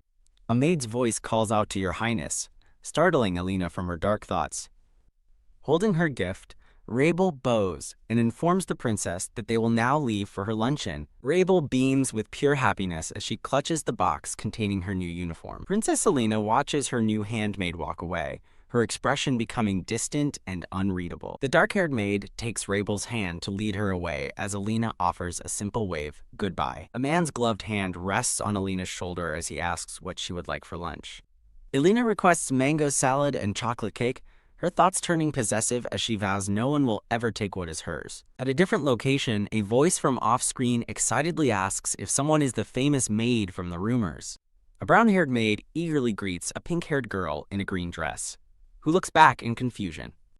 Watching from a balcony, Princess Alina, now in an elegant red gown, wonders about the scene below. The dark-haired maid presents Rayblaw with a luxurious new room, declaring it is now hers. Rayblaw stares in wide-eyed shock at the opulence of her new quarters. She learns she will receive high-quality clothes and gourmet meals, her surprise growing at the mention of a feast. Overwhelmed by the sudden change in her fortune, Rayblaw hides under the covers of her grand new bed. Peeking out from her blanket, she tentatively takes in her new surroundings. A woman with brownish blonde hair and a chef appear at her door. The woman calls her Lava, and the girl looks up, startled. The woman with brownish blonde hair smiles brightly beside a smirking, green-haired chef, as narration notes the spread of her reputation. Overwhelmed by requests to wash teacups, water vases, and do laundry, Livla complains that this isn't much of a vacation. As her name is called repeatedly, she screams internally for it to stop. From a distance, a shout echoes from the grand estate, begging everyone to stop calling her name. Seething with frustration, Livla clutches a rag, a fiery aura surrounding her. Taking a deep breath, she resigns herself to finishing the chores quickly so she can finally rest. Thinking she's almost done, she carries a stack of boxes, only to drop them with a loud crash. She looks up in surprise to see a brown-haired maid standing before her. Livla panics, terrified the maid might have overheard her complaining. The brown-haired maid looks at her with a shocked and concerned expression, pointing in her direction. The maid excitedly asks if Livla is the famous maid she's heard rumors about. Completely baffled, Livla wonders what rumors could possibly be spreading about her. Squealing with delight, the maid grabs Livla's hands, gushing about how much she wanted to meet her. The maid continues to praise her, calling her precious, as Livla forces an awkward laugh. Though confused by the sudden attention, Livla decides the enthusiastic maid seems friendly. As the maid offers to pick up the fallen boxes, Livla insists they do it together to be faster. The maid blushes, thinking Livla is a good person, while Livla secretly just wants to get the task over with. The maid thanks her profusely for her help, leaving Livla even more bewildered by the situation. Livla stares blankly as the cheerful maid continues to hold a gift box and smile at her. She gasps, covering her mouth as a sudden realization dawns on her. From a high balcony, Princess Alina's hand rests on the railing as she watches a joyous Livla celebrating below. As a maid asks what she's looking at, Princess Alina watches the scene below in thoughtful silence. A warm, genuine smile spreads across Alina's face as she observes Livla from above. The scene transitions to a darkened balcony as narration notes the sunlight is surprisingly harsh. A new day begins in a warm, sun-drenched kitchen. Now wearing a blue and white maid's uniform, Livla cheerfully answers a summons. While sweeping, she reflects that the work of a maid isn't all that different from what she's used to. She sighs as she mentally lists her next chores, checking kitchen supplies and washing dishes. A light brown-haired woman in a green dress approaches from behind, calling out her name. The woman smiles kindly and gives Livla a gentle pat on the head. Leaning in close, the woman's intensity startles Livla, who nervously asks if she's done something wrong. The woman places a comforting hand on Livla's shoulder. She offers a reassuring smile to the still wary Livla. To Livla's utter surprise, the woman tells her to leave work early, an offer she instantly accepts. The scene shifts to a luxurious dressing room filled with fine gowns and accessories. From off-screen, Livla worries about being smaller than the princess, but is told her size will be taken into account. Livla, now wearing a long blonde wig, tells the woman it doesn't feel very secure. The light brown-haired lady-in-waiting sits on a nearby sofa. The lady-in-waiting looks up from her seat with an expression of pleasant surprise. In her new blonde wig and elegant blue dress, Livla stands ready, now a convincing body double. She practices a bright, cheerful smile while touching her cheek. Lady-in-waiting stands and approaches to inspect Livla's transformation. The lady-in-waiting smiles, pleased with the result of the makeover. Offering to fix a crooked coronet, she invites a willing Livla to sit at the vanity. As she gently arranges the blonde wig, she remarks that the new look gives Livla a different vibe. She compliments Livla, telling her that blonde suits her well, though Livla seems unconvinced. Now sitting at the vanity, Livla spots some sketches and realizes they are dress designs. She asks the lady-in-waiting if she personally designs dresses for Her Highness. Though the lady-in-waiting dismisses them as messy drafts, Livla is visibly impressed by their quality. Livla looks at her with admiration, realizing that this has been the lady-in-waiting's childhood dream. A vision shows the lady-in-waiting in the future, a celebrated fashion icon who will one day thank the princess for making her dream a reality. The lady-in-waiting recalls reading a grand pledge in a novel about a designer dedicating her scissors to the princess. Looking at the fine dresses, the light brown-haired lady-in-waiting appears lost in thought. Her pensive expression deepens as she considers her childhood dream. Inspired, she declares her sudden desire to make a dress for Livla, who stammers in surprised delight.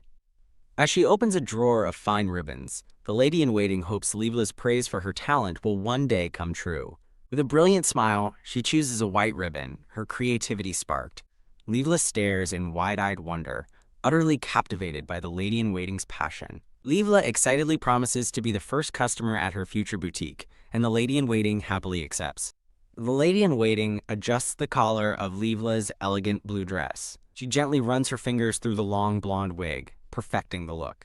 A vision of the future shows a pink-haired woman and a dark-haired man wondering if they will ever be free to pursue their passions. Sitting alone, Livla gazes out a grand window and thinks, I miss you, Calix. A few days later, the scene shifts to the imposing, vine-covered castle of the Grand Duke. Inside, a young Calix stands with a serious expression, holding a training sword.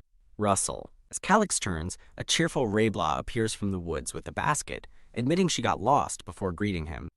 She compliments his improved strength, and he coolly replies that he has been training in swordsmanship. Rayblaw beams as she presents him with a basket overflowing with freshly baked bread.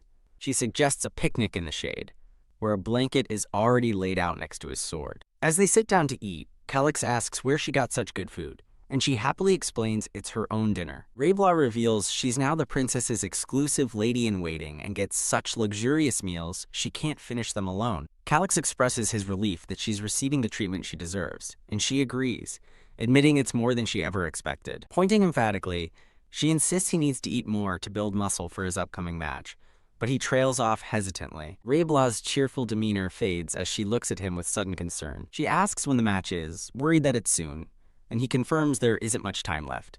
Her expression hardens with silent resolve. She clenches her fist, a determined look on her face. Abruptly standing, Rayblaw tells a confused Calix to get up, declaring they have somewhere to go immediately. With a radiant smile, she leads the way through a sun-drenched field of flowers. She brings him to a glowing body of water at night, excitedly pointing out fish whose scales shimmer like a rainbow. Sitting by the water, she asks if the sight is beautiful, and a mesmerized Calix quietly agrees. He looks at her and affirms that they are, indeed, very beautiful. Rayblaw is thrilled by his reaction, letting out an impressed, "Whoa." She proudly boasts about her knowledge of great places, but Calix playfully challenges her authority as his Nuna. Rayblaw retorts that the one who takes care of the other gets to be the Nuna, as a pouting, cat-eared Calix appears in a comical cutaway. She confidently adds that she probably knows more than he does anyway. His teasing stops as he suddenly reaches out, his expression serious, and asks what happened to her forehead.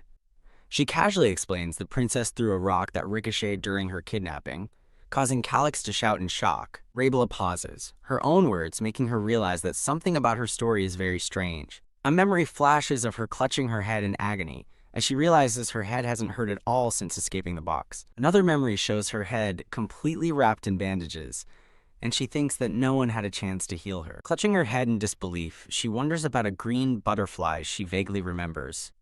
Calix continues to gaze at her with intense concern. Flustered by his proximity, Rayblaw stammers, noting how close he has been.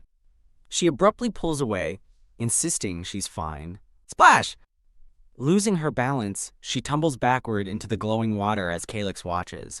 As she apologizes for being flustered, her gaze falls on Calix, and she stops mid-sentence, utterly confused.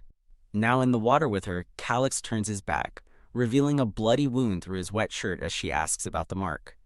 She repeats her question, her eyes fixed on the startling injury on his back. Calix asks to talk about it on shore, and Rayblaw quickly agrees, offering to pull him out of the water. In a dark and fiery flashback, Calix narrates that while he can't remember his parents' faces, he vividly recalls a blood-soaked brick wall. A blonde man with brown eyes smirks, finding the scene fascinating as a young Calix is consumed by a fiery, demonic power he identifies as the legendary dragon's power. The blonde man explains that this is the mythical power passed down from the first emperor. In a flashback, a crying, winged Calix is held by his mother, as the blonde man expresses disbelief that someone so lowly could possess such a power. Looking down on them, the blonde man tells the boy that, unlike his parents, he might actually be of some use. He notes that Calix doesn't seem to have the ability to control the power yet, as the boy's red eye glows with untamed energy. Surrounded by the image of chains, the blonde man declares that he will give Calix a role to fulfill.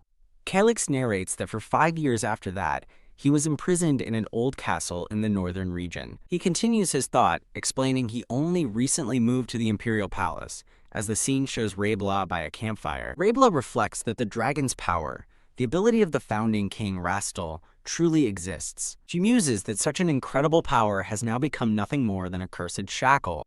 As Calix turns his head toward her, she begins to tell him what she truly thinks of him. Draping a cloth over his shoulders, she gently asks if he is incredibly strong. Taking his hand, she repeats her question, confirming that his power must mean he is really strong. With an expression of deep empathy, She realizes that bearing such a burden must have been incredibly painful for him. Calix's eyes widen in shock, stunned by her understanding and compassion. A single tear of sympathy rolls down Raybla's cheek as she feels his pain. Calix gently comforts her, insisting it's okay and that everything is in the past now. As a campfire crackles, Calix reflects that this is the first time he can finally think of his trauma as just the past. He continues his thought, realizing he's found a reason to live and must become someone she can rely on. Holding Raybla close, he resolves to find a way to survive, knowing what lies at the end of his path. The path, he knows, will lead him to a final confrontation with the blonde-haired tyrant on his throne. With burning determination, Calix silently vows that one day he will personally take the tyrant's head. Back in the present moment, Calix suggests they should head back from the cold, and Raybla apologizes for crying. Raybla cheerfully offers to stay up reading with him all night, causing a flustered Calix to tell her she doesn't have to go that far. The scene shifts to a luxurious mansion, as a voice praises Rebella for her remarkable skill. Now working as a maid named Rebella, she is praised by a young, pink-haired noble girl for being amazing at sewing, cleaning, and embroidery. Rebella recalls how a specific maid who once kept her away from the princess had actually been watching her all along. A brown-haired maid tearfully apologizes for her past immature behavior, but Rebella tells her not to worry about it. The maid smiles with genuine approval, while another maid reacts with comical shock in the background. A voice belonging to Lady Julia calls Rebella a kind girl, but an unseen person thinks that can't be all she remembers after the torment she caused. As the other maids praise her maturity for her age, Rebella spies an opportunity and thinks it's her chance to escape. Peeking from behind a curtain, Rebella feels happy about the recent praise, but thinks she'll never get used to it. Looking out a window, she hopefully wonders if maybe no one dislikes her anymore. She feels her hard work has finally paid off, but quickly shakes off the complacency, thinking this won't do. Watching Princess Alina at her desk, Rebella decides small talk about the weather is too basic for an approach. When the princess lets out a weary sigh, Rebella wonders if her work is proving difficult. Rebella herself lets out a concerned sigh as she contemplates how to help the princess. Approaching Princess Alina, Rebella asks if something is troubling her, startling the young royal.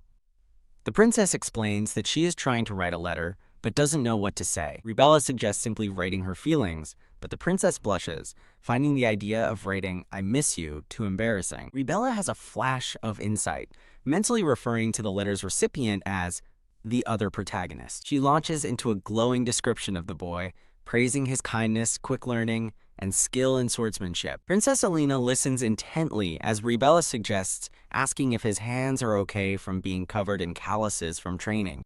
Inspired, the princess loves the idea and asks her maid, Raniel, to bring her new stationery. Rebella smiles to herself, happy that she was able to lift the princess's spirits. As Raniel returns with the stationery, Princess Alina turns to her with a grateful, "Thank you." Raniel quietly suggests to Rebella that they should step outside so as not to disturb the princess while she writes. The head lady-in-waiting encourages Rebella to keep up the good work, and Rebella gives a cheerful salute in response. Princess Alina sits at her desk, looking intently at the letter and papers before her. Her expression darkens as she crumples a piece of paper in her fist, wondering what the person she is writing to has been doing.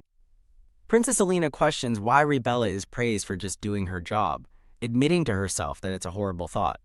Her resentment grows as she sits at her desk, thinking she wishes Rebella would just disappear. The princess reflects on that dark thought, her expression troubled. Slumped over her ornate desk, Princess Alina bitterly thinks to herself that she is a truly terrible person. She recalls taking her frustration out on Rebella by complaining about flowers and cake, admitting she couldn't stop acting cold toward her. Standing with sudden resolve, Alina decides she can't continue this way and must take responsibility for Rebella.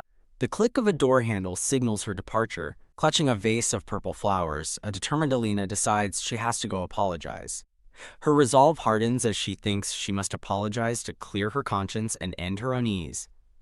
As she walks with the flowers, ready to find Rebella, she overhears a maid's voice saying that nobody is perfect. Alina stops short, seeing Rebella being comforted by another maid, who tells her not to be so discouraged.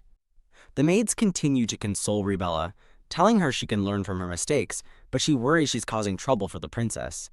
A maid gently pats Rebella's head, calling her a devoted child as Alina watches from the doorway. The maid's thoughts praise Rebella's maturity despite her age, admitting she has much to learn from the girl. which stuns Alina. Alina's eyes widen as she processes the idea of a maid learning from Rebella, and she grips the vase tighter. Overcome with jealousy that someone would learn from a rebel instead of the princess, she angrily throws the vase. Crash! A sudden, loud noise makes the maids and Rebella turn around in shock. The maids cry out in alarm, one calling to her highness while the other worries about the shattered vase. Rebella rushes to Alina's side, asking if she's hurt, as the princess flinches, shocked by her own actions. Blushing furiously, Alina has a horrifying realization. She may have broken the vase just to get attention. Pushing past a concerned Rebella, Alina insists she's just tired and quickly leaves, ignoring the maid's plea to check for injuries. As she flees down the hall, Alina wonders why Rebella can do everything so effortlessly when she can't. Panting by a window, Alina reflects that she has always had to struggle desperately for everything she has. She clenches her dress, recalling how she's always had to fight for attention, recognition, and even her father's love. A memory surfaces of her younger self shrouded in darkness, jealously watching from a doorway, as she wonders why everything is so easy for others. A young, blonde-haired man in a white uniform appears behind her, calling out her name with concern. Looking up with tears streaming down her face, Alina cries out, "Father!" Her father pulls her into a comforting embrace. He asks her what happened, but she looks away, insisting that it's nothing. Unconvinced, the emperor continues to hold her as, in the distance, maids search for the princess, with Rebella among them. A narrative declaration points to a shocked Rebella, identifying her as the culprit. Holding Alina close, her father offers to make her troubles disappear for her. He gently sets her down, vowing he would do anything to clear her mind. As Alina listens, her father suggests various punishments for Rebella, from being sent to the mines to being removed from sight. He then proposes arranging for Rebella to be adopted, an idea that surprises Alina. Alina asks if that is truly possible, and her father calmly confirms that it is. He cradles her face, assuring her that her happiness is what matters most. Realizing her father is on her side, Alina looks up at him and asks him to arrange the adoption. Alina decides that sending Rebella far away through adoption is the best solution, reassured by her father's approval. She hugs her father tightly, convinced this is the path that will bring happiness to both of them. The scene shifts to the grand exterior of a sunlit palace. Inside a magnificent hall, a voice announces that a child who recently saved the princess is present. A man in a uniform speaks, explaining that as a reward, the child will be granted a new family. The emperor, holding a small, blonde-haired child, announces that the princess will choose the adoptive family and calls for volunteers. An official repeats the call, telling those who wish to adopt the child to raise their hands now as the assembled nobles look on. Two noblemen murmur to each other, finding the suddenness of the meeting suspicious. A nobleman realizes that with the princess present, this is a rare adoption sponsored by the royal family itself. A glowing crest appears, declaring this a golden opportunity for the noble houses. Standing before the throne, the emperor holds the blonde child as nobles eagerly shout out their offers to adopt her. In a wide view of the hall, numerous nobles eagerly raise their hands for a chance to adopt the child. Held by her father, Princess Alina contemplates the many volunteers, wondering which family to choose for the adoption. A faceless nobleman sits forward on his chair, eagerly pleading, "Please, choose me." As more nobles volunteer, a narrator considers the strategic advantages of a marquis's nearby estate and an earl's easily accessible lands. A thought suddenly strikes Princess Alina, her red eyes widening in realization. She mentally singles out Baron Tigri, noting his distant territory and lack of children would be a perfect place for Rebella to settle in. With a determined smile, Alina points forward, decisively announcing, "Then, I will." Wham! Her pointing finger seemingly jabs a shocked and recoiling Baron Tigri in the face. Point past the Baron, directly at a composed, white-haired man, as she finishes her sentence. Choose that person. Alina herself looks shocked by her own action, frantically wondering what is going on. The white-haired duke adjusts his brooch and calmly accepts the appointment, stating he will oblige if it is Her Highness's wish. Alina internally panics, wondering why Duke Vitrabari is even present at the assembly. The duke smiles slightly, repeating his vow to honor the princess's wish. He stands with a confident, almost challenging smile. From across the grand hall, Duke Vichirabari announces to the court that he shall take the child in.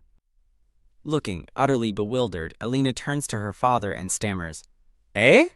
Flustered and confused, Elena lowers her head, her face shadowed in uncertainty. The emperor looks down at his daughter, confirming that she did indeed choose the duke. He makes the formal declaration that the child shall become the duke's adopted daughter, and the court officials bow in assent. Elena hugs her father, reassuring herself that her goal to send Rebella far away is still met, as the duke's territory is distant. While she has concerns about Royan being there, she concludes this must be the best path for both her and Rebella. The scene shifts to a startled Rebella, who hears someone calling her name. Her expression is one of pure, wide-eyed confusion as question marks pop up around her. A brown-haired maid confirms the adoption news, which Rebella internally panics over, having desperately tried to avoid that particular man. Looking out at the palace grounds, Rebella questions why this is happening when her life at the palace was going just fine. A dark-haired maid cheerfully tells her it's good to finally have a family, but Rebella thinks grimly about being adopted by a man fated to be murdered by his son. The maid informs a stunned Rebella that the Duke is coming to pick her up today. Urging her inside, the maid reassures her that others will pack her things and that His Majesty is waiting. As Rebella walks toward the throne, she despairs over having to leave, just as she was settling in and starting over from scratch. She comes to a stop before the grand throne, her small form facing the imposing seat. The Emperor addresses her directly, calling her Felicity. He states that he has heard she is loyal to the princess, and a nervous Rebella trembles under his gaze. With cold finality, the Emperor declares that he does not trust her, causing Rebella to clench her fist. Rebella steels herself, thinking that she cannot afford to waver now. The Emperor smirks, commenting on her boldness as he holds up a small, ornate box. He steps toward her, stating there is only one way for her to gain his trust. Opening the box to reveal 2 vials, he commands her to offer him her life by becoming a spy and reporting everything about Duke Vichirabari. The Emperor offers her a choice. Drink the poison to prove her loyalty, and in return, he will provide an antidote out of consideration. He adds with a cruel smirk that the antidote won't completely neutralize the poison, and Rebella realizes his plan is to use her until she dies. The Emperor closes the box, his hand hovering over it as he calls her a truly despicable person. With grim resolve, Rebella drinks the red poison, thinking that he is the most despicable person of all as the vial begins to burn. Choking, she drops the green antidote vial, gasping for air as the Emperor watches coolly from his throne. The Emperor warns her to be careful, as she is not the only informant he has planted in the Duke's household. He finishes his threat by telling her not to get erased in the shadows, leaving her staggering and gasping. Rebella weakly agrees, reaching down for the antidote she dropped. Clutching the vial, she vows to take his warning to heart. Holding her chest in pain, she makes a silent vow for the day she finally gains power. A few hours later, the scene shifts to the sprawling grounds of a magnificent estate. A smiling, brown-haired man from the Duke's estate greets Lady Rebella, who looks deeply uncomfortable and timidly returns the greeting. Rebella comforts herself with the thought that she at least got to say goodbye, remembering her maid friends tearfully wishing her happiness. She looks ahead with a newfound resolve, ready to face whatever comes next at the Duke's estate. As a grand carriage departs, Rebella thinks to herself that she can't leave just yet, while a man's voice announces her arrival. A butler with a bow tie suggests they depart at once, and a subdued Rebella quietly agrees. Rebella stands before the tall, white-haired Duke Vichirabari, who observes her with his arms crossed. Looking up at him, she formally thanks Duke Vichirabari for welcoming her into his family. She nervously asks if she might have a little more time before they have to leave. Explaining that she has friends to say goodbye to, she pictures the dark-haired boy, Calix. She closes her eyes, steeling her resolve. Bowing deeply, Rebella humbly asks for the Duke's permission to stay a little longer. Duke Vichirabari looks down at her and states that there is no need for her to ask. Surprised by his unexpected response, Rebella looks up with wide, hopeful eyes. The Duke informs her that if she's looking for the Grand Duke, he is no longer here, shocking her. She asks what he means, and he reveals that Calix left for the battlefield that very day. Staggered by the news, a distraught Rebella struggles to comprehend what she's just heard. A single thought confirms the worst. The deployment date has been set. In a flashback, Rebella asks a seated Calix when he is leaving, and he vaguely replies, "Sometime soon." Realizing it was decided long ago, she is snapped from her thoughts as the butler calls out to her. She suddenly bolts away, prompting a surprised Duke Vichirabari to demand where she is going. The Duke watches her run off, his expression thoughtful as she disappears from sight.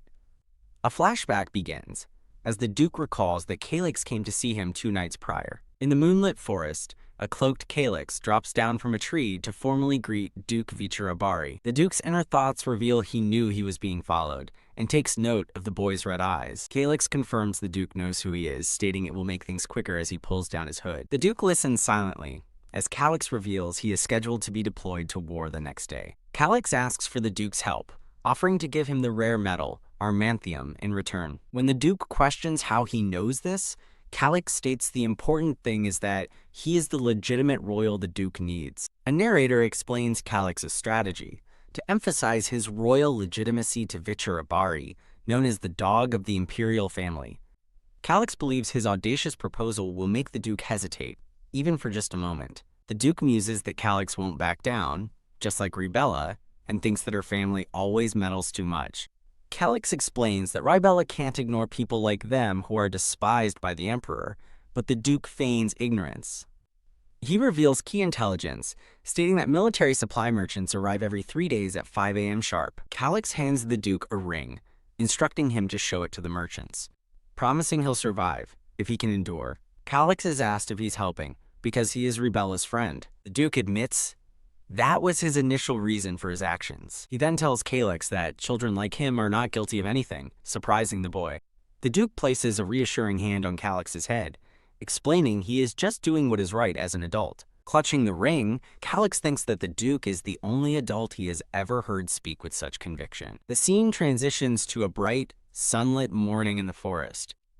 In the recent past, a cloaked figure tells a waiting Calyx that it is time for them to depart. The figure addresses him as Grand Duke Trishine, and Calyx quietly acknowledges it's time to go. He glances at a bouquet of flowers, deciding he must go but cannot trust the Duke's kindness at face value.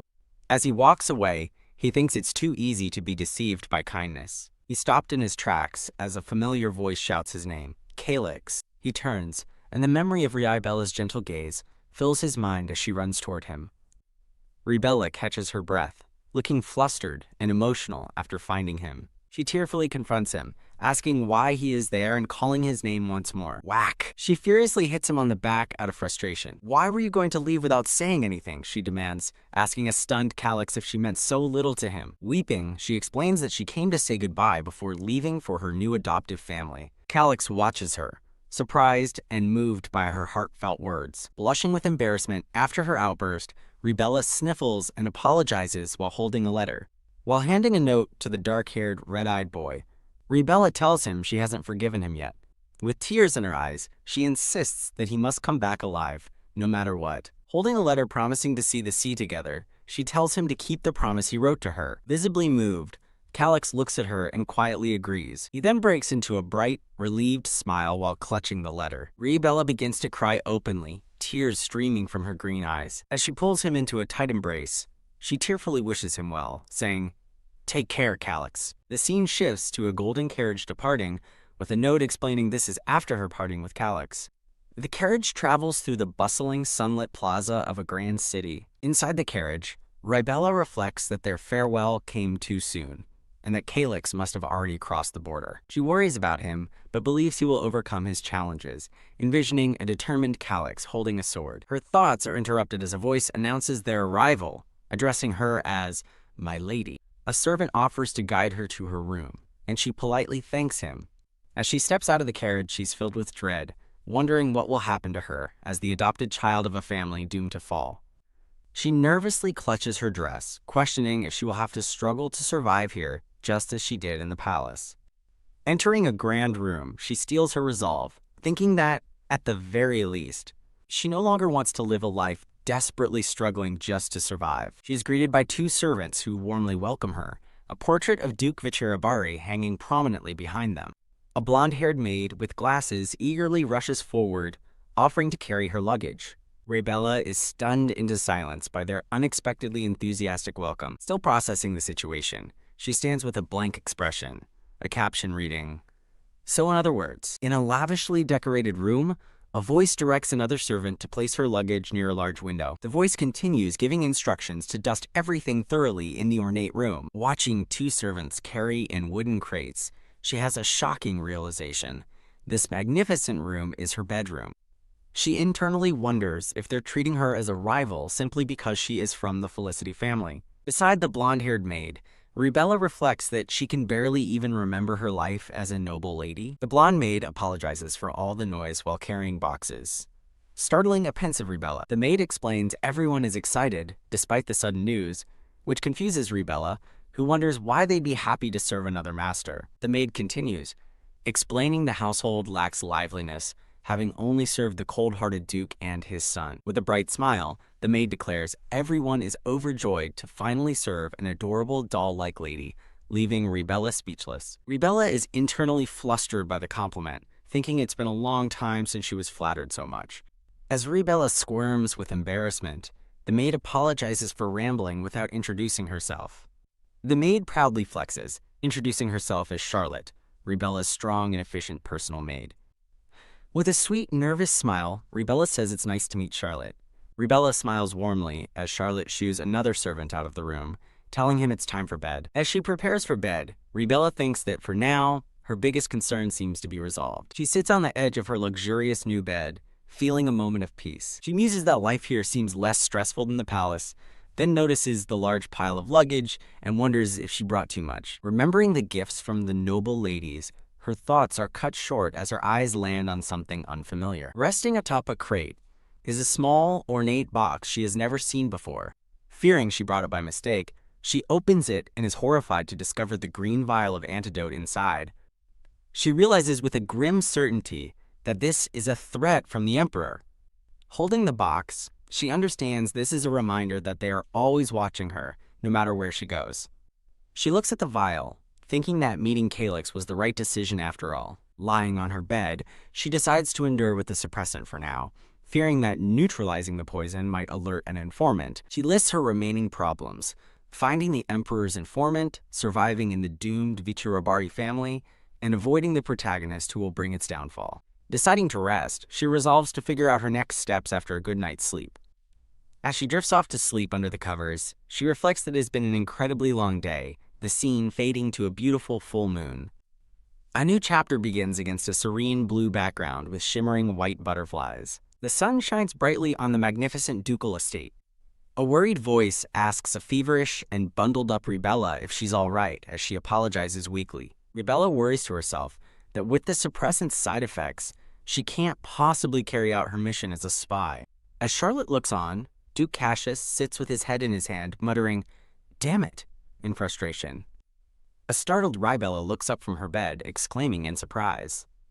In her room, Rebella panics, thinking her life will be in danger if they discover she was poisoned, and quickly lies that she accidentally ate some of the poisoned food meant for the princess, prompting Charlotte to cry out her name in alarm. Rebella claims it's just a side effect of an antidote, but a grimacing Duke Cassius thinks to himself that he's never heard of an antidote that causes a fever for 2 days. The Duke tells the shivering girl that her body is weakened and she must receive treatment, ordering her not to be stubborn. As Charlotte protests that she mustn't, Duke Cassius gives Rebella a determined, silent look. Rebella looks on in confusion, unsure of what is happening. Suddenly, the Duke sweeps her up into his arms, leaving her stunned as she looks up at him. Looking down at her, he remarks that a daughter is more fragile than glass. A bead of sweat rolls down Rebella's face as she processes his words. He gently covers her eyes with his hand and tells her to get some rest. Through a sliver of vision, she thinks to herself, "The Duke." Her thought continues as she wonders how he seems to know her secret.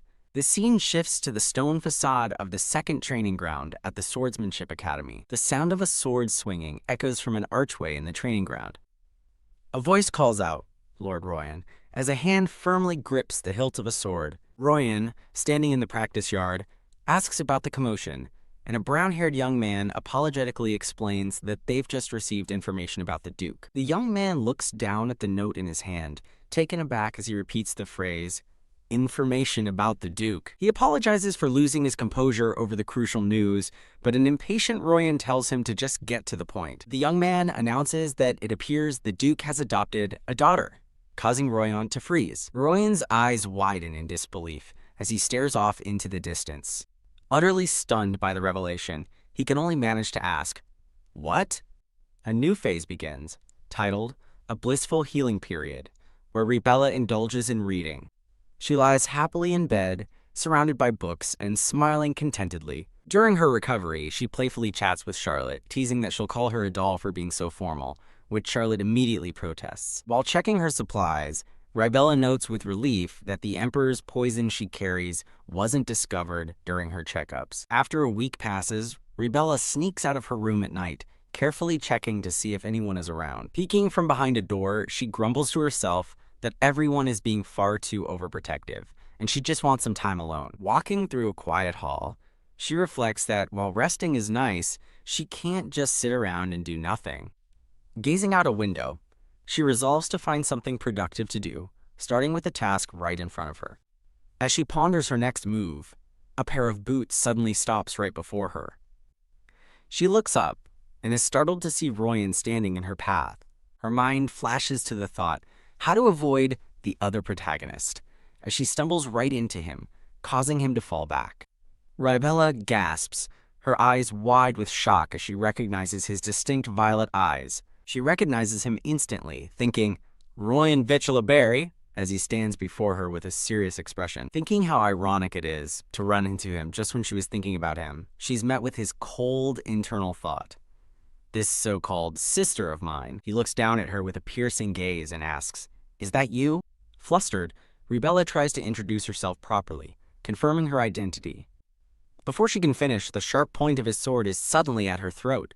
From his perspective, he internally declares that he is the rightful heir to the Vitchelaberry name, no matter what scheme she used. Glaring down at her, Royan coldly warns her to never show herself in front of him again. He turns his back on her and walks away, leaving her in the dark hallway. Rebella sinks to the floor, thinking that while she understands his feelings, his reaction is still. With the grand estate in the background, she cries, thinking that his cruelty is too much, especially since she never wanted to be adopted.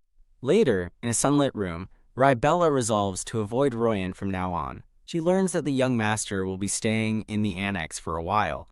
Charlotte presents Rebella with yellow and blue ribbons, asking which would suit her best as the girl looks on in surprise. Two unseen maids gossip, wondering why Lord Royan is staying in the annex after his sudden, unpredictable return late last night. As Charlotte gasps, Rebella stares ahead with determination, realizing that avoiding Royan is going to be absolutely impossible. Clenching her dress in frustration, she internally laments that all the story's protagonists are so difficult, wishing Royan was more like the Duke. As Charlotte finishes styling her hair, Rebella thanks her quietly. A hand gently places a blue ribbon in her hair, startling her. Charlotte peeks out from behind a clock and announces that it's getting late and time for them to leave. The scene opens to a magnificent, sunlit greenhouse where Duke Cassius has prepared a meal for Rebella. A spread of beautifully prepared dishes sparkles on the table, leaving Rebella in awe. Looking around the greenhouse, she marvels at the rare plants she's only ever seen in books, surprised the estate had such a place. Seated at the table, Rebella gazes up at Duke Cassius. Duke Cassius sits calmly at the table, looking back at her with a neutral expression. Touched, Rebella realizes he brought her to the greenhouse just for her and tells him how beautiful it is. The Duke asks about her life at the estate and her health, to which she replies that she's living comfortably. He eyes her skeptically as she takes a bite of food, questioning if she's really telling the truth. Pointing toward her bandaged ear, he prompts her for an explanation, and she hesitates. She lies, claiming she tripped over a stone and scraped her ear on a tree, which the Duke thoughtfully repeats. The Duke declares that he shall have all the trees removed, leaving Rebella utterly stunned and confused. Stating that he never considered a tree could be a danger, he begins to order Hanan to remove them, causing Rebella to jump up and protest. Desperate to stop him, she looks up and insists that she really loves plants. The Duke looks down at her, his expression serious as he considers her plea. He concedes to her wish, and she sinks back into her chair with a sigh of relief, thinking she narrowly avoided disaster. The Duke gently pushes a plate of food toward her. He tells her he had the steak cut for her, just as he did before, presenting the prepared dish. As she looks at the meal, she admits to herself that his kindness is only making her more confused. She struggles to understand how such a caring man could be fated to be killed by his own son. As she reaches for her fork, She reflects on how kindly he treats her, even though she isn't his real daughter. Wondering what happened between him and Royan, she looks up as the Duke asks if the food is to her taste. Raybella turns to him with a genuine, happy smile and confirms that it is. She adds that the food is warm and delicious, but secretly wonders if there is anything she can do to change their tragic fate. The narrator's voice reveals she had no way of knowing something was about to change, as a young Royan watches them from behind a tree. With a serious expression, the young Royan continues to watch them, heralding a very significant change. The scene transitions to the knights' training grounds at the Shellberry estate. 3 young knights give Raybella a warm welcome, asking how she's feeling after her ordeal. One of the knights expresses his concern, having heard that she injured her ear. Raybella waves her hands happily, reassuring them that Charlotte took care of it and she's perfectly fine. The knights fuss over her, calling her a fragile piece of glasswork, much to her frustration as she thinks they aren't listening. A knight with purplish hair named Lord Eisen vows to protect her at her side, but she reminds him of his duty to command the Second Knight Order. The knights argue over who gets to be her escort, while she internally fumes, wondering why they treat her like a frail child. She concludes with certainty that these two are definitely not suited for the escort job. In a flashback, the Duke asks Raybella if she wants to go outside the castle. She enthusiastically agrees, wanting to explore the town of Lubindici and perhaps buy the Duke a gift. As she sips her tea, she listens intently during the flashback conversation. Raybella asks if she can choose her own escorts, and the Duke agrees it's best to pick someone she likes. Her eyes sparkle with excitement at the thought of getting to choose for herself. Back in the present, the knights eagerly await her decision, and she despairs that at this rate, she'll never get to leave. A clever idea strikes her, and she prepares to make her announcement. She chooses Lord Tony and Lord Cleo, leaving Lord Eisen and his companion utterly shocked and speechless. The rejected knights complain bitterly, calling her choices thoughtless, inhuman bears who aren't even fun to talk to. Raybella watches as the disgruntled knights confront her chosen escorts, demanding they switch jobs, and she realizes now is not the time to relax. Hands tightly grip a sword, swinging it with a sharp swish through the air. Royan, a young man with white hair and purple eyes, practices his swordsmanship, while a brown-haired man watches him, arms crossed. From a distance, a frustrated Raybella thinks that she is in the, quote, other protagonist's territory and just wants to leave. The brown-haired man places a hand on Royan's shoulder, startling him as he criticizes his slow footwork. He continues to correct Royan's form, pointing out a bent arm, while Raybella observes the intense lesson. Raybella feels that something is wrong, wondering if Royan might still be traumatized by past abuse. Royan angrily bats the man's hand away, telling him to let go. His purple eye widens in a flash of shock and anger. He glares at Raybella, demanding to know what she's staring at, and she decides she wasted her worry on such a cold-blooded person. Royan thinks the situation is a disaster, while Raybella looks on, equally distressed. Raybella reflects that, while the Duke is kind to her, he might not be to Royan, and wonders if his son has anyone to rely on. Her thoughts are interrupted as she turns to answer a servant, saying she's coming. She realizes that, for the first time, Royan simply looked like another kid, just like her. The next day, Raybella carefully steps out of a carriage onto a waiting footstool. A cascade of beautiful pink flowers appears on screen as she lets out an exclamation of awe. Looking around, Raybella is amazed by her surroundings, flanked by Charlotte and a brown-haired young man. She gazes out at a bustling town square, marveling at how huge and wide it is. Charlotte asks Raybella what she wants to do first, while one of her 2 male escorts thinks she looks cute when she's happy. The group stands together on a grand white balcony, taking in the spectacular view of the city. A brief memory shows Raybella happily playing a card game with her companions. In another memory, she cheerfully points out a building with a book emblem to a smiling Charlotte. The scene pans across the magnificent rooftops and spires of the city's architecture. Raybella closes her eyes and crosses her arms, deep in thought about what to do next. While wondering what kind of gift he would like, a voice from off-screen calls for her to look over. Her curiosity is piqued as a shopkeeper offers a lovely selection of accessories perfect for her. Inside a shop, a red-haired man praises her sharp eye for picking a unique design, surprising Charlotte. Raybella recalls that the unique accessory comes from a seaside country that thrives on tourism. Her thoughts drift to a beautiful image of ocean waves washing over a sun-kissed sandy beach. One of her brown-haired escorts reassures her not to worry so much, Rebella addresses him as Sir Cleo, who tells her that the Duke is not a particular man. The other escort chimes in, adding that the Duke already possesses all the material things he could ever want. With a knowing smile, Rebella realizes the secret of what to get him is now obvious. She has a sudden epiphany, thinking she must give the Duke something he couldn't obtain on his own. Beaming with joy, she clutches a beautifully wrapped book, confident she's found the perfect gift. She muses that the Duke, who has been so kind to her, surely wants to make amends with his son. The scene shifts back to the training grounds, where Duke Vitrabari stands over a fallen Royan as Rebella watches. The Duke looks down with contempt, calling his son's swordsmanship pathetic. Royan sits on the ground, bruised but glaring back defiantly. As the Duke declares his son unworthy of the family name, Rebella realizes with horror that the meaning behind her gift won't be understood. Later that night, Duke Vitrabari reviews a report and questions if Royan and Rebella got into a fight. A maid with her hair in a bun reports that Rebella began watching Royan's expressions with fear. The Duke asks Charlotte when she last left Rebella's side. Charlotte recalls it was only once, 10 days ago, when a suspicious man attacked, leading the Duke to realize it was that day. He connects the dots, realizing Rebella was injured the night Royan returned, and remembers her plans to go out tomorrow.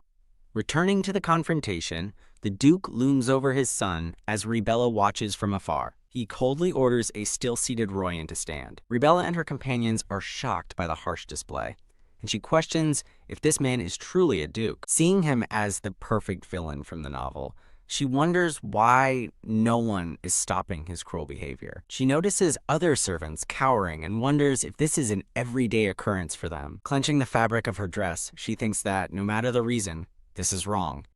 Charlotte cries out in alarm as Rebella rushes past her in a blur.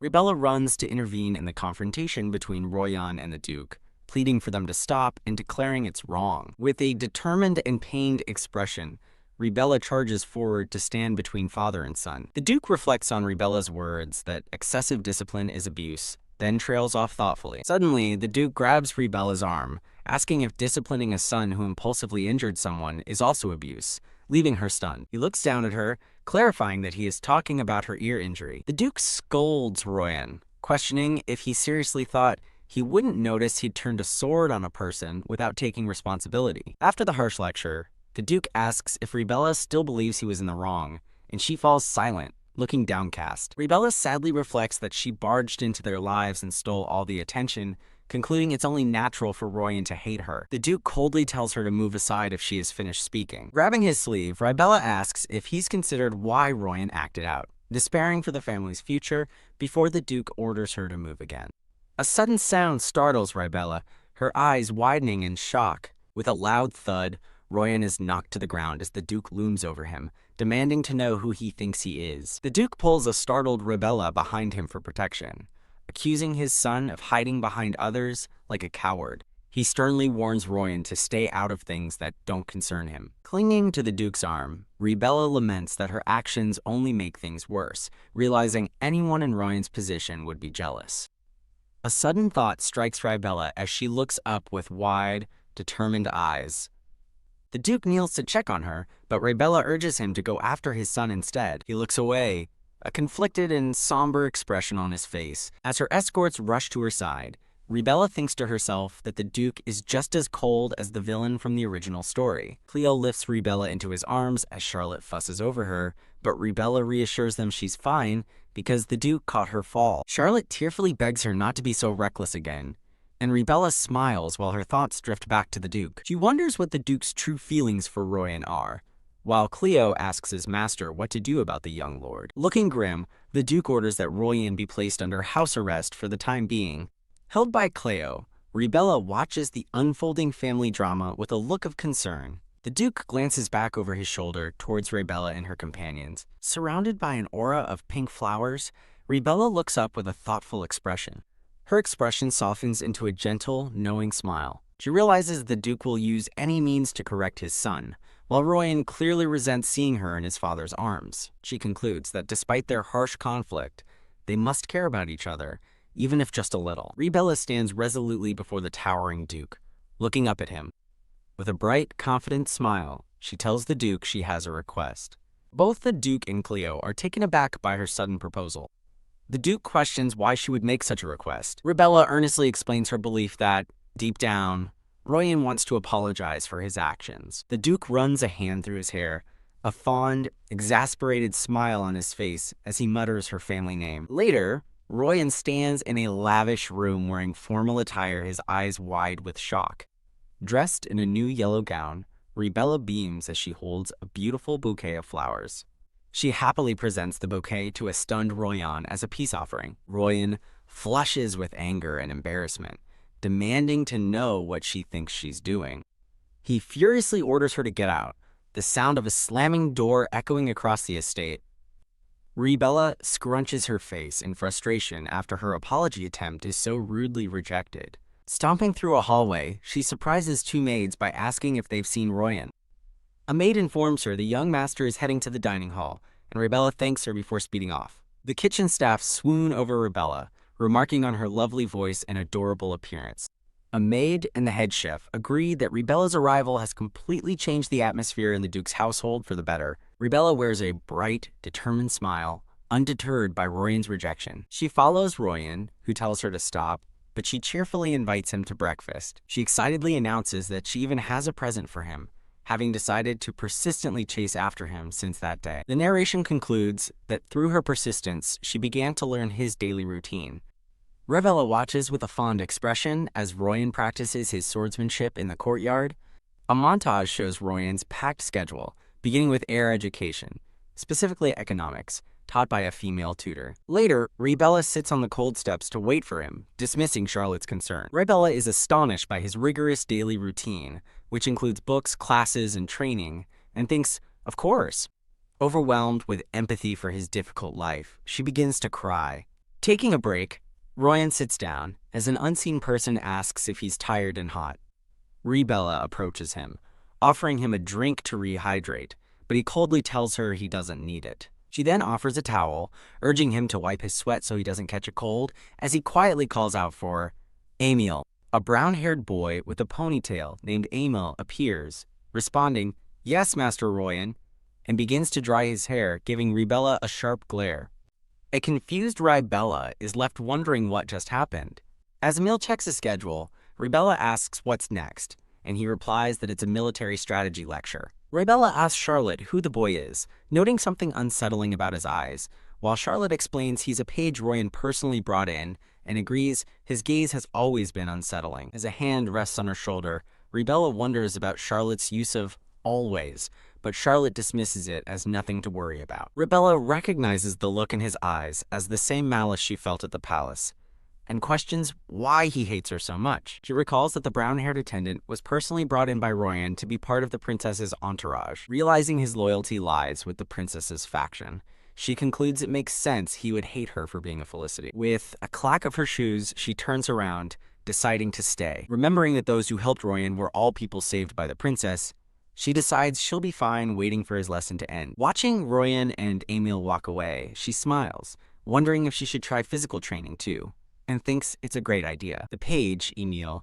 glances back with a cold, silent expression. Later that night, Royan is still practicing his sword swings in the moonlight. Ribella watches from her window, noting he's still at it, as Charlotte explains he started sword training late and works hard despite having plenty of talent. Charlotte adds that this is precisely why he must work harder, as geniuses hit walls more often, and Ribella sadly thinks he has many walls to overcome. As Charlotte stands by Ribella's bed, she remarks that his situation sounds tough. She then turns with a smile and asks Ribella if she knows what's going on in the estate. Ribella, sitting by the window, is surprised to learn from Charlotte that everyone is betting on something. Leaning in conspiratorially, Charlotte explains what the bet is about. She reveals that everyone has been excitedly talking about it. The bet is on how long it will take for Ribella to finally win over the young master. She shows a memory of a maid and another servant happily discussing the topic. In the memory, the two servants are shown smiling warmly at each other. Ribella looks on, listening to Charlotte's story. Charlotte gets a little shy as she continues her explanation. She explains that while the most popular bet is 10 days, the household wasn't like this before and suggests they get some rest. As Ribella sits on her bed, Charlotte tells her it's because no one can resist her kindness and thanks her for coming to the Weichlberry household. Outside, Royan overhears their conversation. feels glad she's there, and vows to do his best too. He stands with his sword, looking resolute under the moonlight. The scene transitions to the 7th day of Rebella, trying to get closer to Royan. As their shadows stretch across the stone path, an unseen voice agrees to tell her what she wants to know. Walking through the garden, Royan recalls her asking why he hates the Duke. He stops and states with a somber expression that the Duke of Victrellebury killed his mother. The next day, a cheerful Rebella greets him with a bright wave. She chatters happily about sleeping well and seeing a rainbow, much to his visible annoyance. Later, over dessert, she exclaims how delicious the apple pie is, reminiscing about making pies as a child and thinking how cool it is to learn things together, while Royan stews in irritation. Rebella sits patiently on a chair in the courtyard, waiting. Royan finally confronts her, demanding to know what she wants and telling her to stop making things difficult. Abruptly, he leans in close, startling her with his intense gaze. Confused by his sudden proximity, Royan looks away, flustered. He asks if she's trying to find out what he thinks or if someone sent her, but she quickly denies it, insisting she's just curious. He seems to relax slightly, sighing, as Rebella realizes she should have waited to ask. Determined not to lose this chance, Rebella rushes to follow Royan.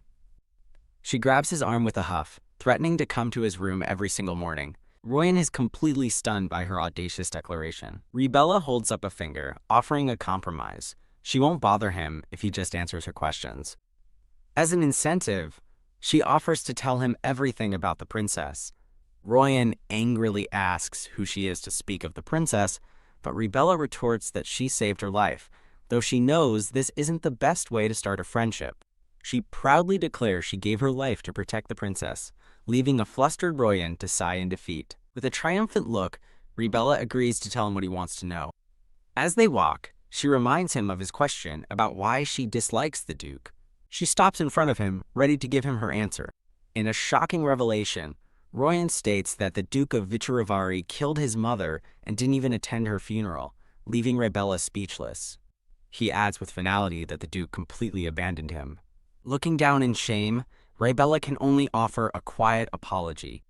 Royan clenches his fist, warning her to be ready to tell him about the princess the next time they meet. The scene shifts to a grand room, where a voice calls for Miss Rebler. Charlotte informs Rebella that Lord Cassius is going out, making it difficult to meet him, as a seated Cleo looks on.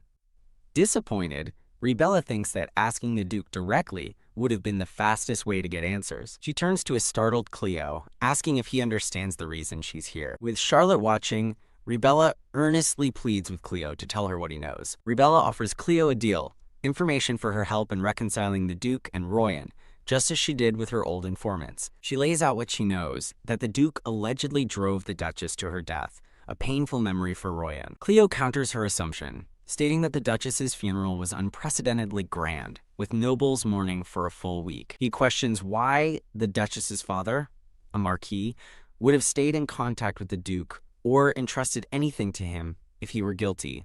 A close-up shows two hands clasped firmly, symbolizing a deep and trusting bond. Rebella is shocked by this new information and asks why they haven't cleared up the misunderstanding. She wonders aloud if the cause is the war with Postelimo. Cleo explains the war was triggered by the tragic death of Postelimo's queen after childbirth, though a food shortage was also a factor. Rebella asks about the princess, recalling the novel barely mentioned her birth mother. A flashback reveals the emperor, then a prince, had a brief affair in the borderlands, and the woman later secretly brought their child to him. The emperor gave her no recognition, and she died alone in a cold room while giving birth to the princess. Cleo continues, explaining the emperor started the war because of that incident. The same year, both Rebler and the princess were born. The war dragged Duke Cassius into conflict for 7 years, forcing him to clean up the emperor's mess, a fact Rebella realizes was omitted from the novel. She asks Cleo what any of this has to do with the Duchess's death. Seated across from her, Cleo simply confirms her question is the right one. He reveals a shocking truth. On the day of the emperor's coronation, Duke Cassius was absent because the woman he loved had been poisoned. Rebella gasps, her mind racing as she begins to understand the horrifying implications. The scene shifts to a dark, rainy cemetery as a chilling narration begins, explaining what was done for the emperor's rebellion to succeed. The terrible truth is revealed. Duke Cassius had his own wife assassinated, and he is shown standing alone in the rain with an umbrella, He gives a quiet order to have her body relocated and buried elsewhere. The narration repeats the awful fact that the Duke had his wife assassinated to ensure the Emperor's rebellion succeeded. Back in her study, Rebella, now in a red dress, reflects that she's always found the official story strange. She maps out the plot, questioning how the Emperor's treason was possible with all the heads of state and heavy security present. She has a sudden epiphany. The rebellion only succeeded because the undefeated knight, Duke Cassius, was not there to stop it. Rebella is horrified by the implications that Royan sent his own father to die for his enemy's daughter, and the Emperor knowingly pushes the match. In a dimly lit room, she whispers that she finally understands the Duke's true feelings. A memory surfaces of a younger Duke turning away as a small, heartbroken Royan reaches for an adult's hand. After the turmoil, the Duke was called back to the battlefield, leaving behind a forgotten stuffed rabbit as things began to spiral out of control. The past shows the growing distance between the lonely young Royan and the warrior Duke, as too many things fell through the cracks. Rebella realizes the Duke could never reveal the truth. While his son idolized his enemy's daughter, his treason was not for ambition, but for revenge. She despairs, wondering how to fix a situation where the Duke kept the princess close not to involve his son in a rebellion, leading to a tragic cycle of heartbreak. Overwhelmed by her recent discoveries, Rebella sits with her head in her hand, thinking that things are even worse than she imagined. As she worries about the family becoming emotional, Charlotte bursts into the room in a panic, shouting that something terrible has happened. Rebella asks what's wrong, and a flustered Charlotte apologizes for the late hour but insists that she needs to know what's happening. Charlotte reveals that the trouble concerns the young Lord Royan, causing Rebella to look on with concern. In a flashback, an angry voice, presumably Royan's, yells to be let go, declaring he won't stay another second, while another voice calls him pathetic. A younger Rebella watches with Charlotte as the second voice, the Duke's, questions how his son is supposed to lead the family acting like this. Peeking from a doorway, a wide-eyed young Rebella hears the Duke's cold voice ask if his son even has a heart. The scene flashes to Royan confronting his father, Duke Cassius, accusing him of skipping his mother's death anniversary to abandon her grave. The Duke calmly responds that it has been 7 years, and they have held a large memorial service for her every single year. Royan glares at his father, angrily declaring that his perfunctory gestures are more than enough. Clenching his fist, he furiously questions why his father always gets to make all the decisions without consulting him. As he turns to leave, Royan thinks bitterly that his father always acts without a single word of explanation. Royan storms off as a shocked Rebella calls out his name, trying to stop him. The Duke tells her to let him go, confident he'll return after cooling off, but Rebella knows this conflict isn't so simple. With his son gone, the Duke leans against a balcony, admitting to himself that he understands why Royan is so angry. He recalls the Emperor's recent declaration, making the Vicharavari family an enemy, a revelation that leaves Rebella stunned. The Duke explains to himself that holding a grand memorial is impossible now, as it could be seen as an act of defiance against the Empire. As he resolves to lay low for now, Rebella is horrified, wondering if the Duke is actually planning to commit treason. Sensing her judgment, the Duke turns to her and quietly asks if she still believes he is in the wrong. Rebella stands in the doorway, facing the Duke, who sits silhouetted by moonlight in his study. Finding her resolve, Rebella states calmly that she doesn't think he's right either. She begins to explain that no matter the reason, all a child truly wants from their parent is. Without finishing her sentence, Rebella turns and rushes out of the study to find Royan. She finds him in his room packing a suitcase, and he acknowledges her presence with a tired, "There you are." Royan curtly tells her to leave if she's just going to get in his way. Rebella approaches him gently, placing a hand on his arm and telling him not to worry. She sits beside his open suitcase with a reassuring smile, telling him that she is there to help. Royan looks away, defeated, and mutters that he knows of a few good countries to escape to. Surprised by his comment, Rebella asks why he isn't trying to stop her from helping him leave. She puffs out her cheeks, admitting that if she were in his shoes, she would be mad enough to run away too. His expression hardens as he reveals his true intention. He is going to stay in the Empire to protect the princess.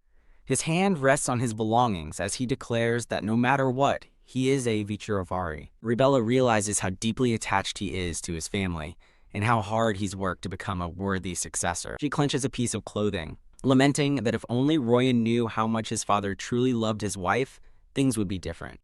She wonders if Rohan really doesn't know the truth, questioning how someone so clever could miss what newspapers have reported.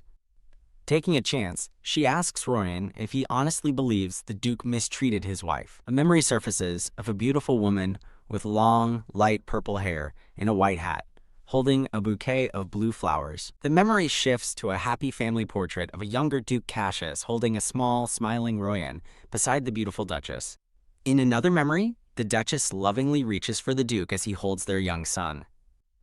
A question hangs over the sweet memories.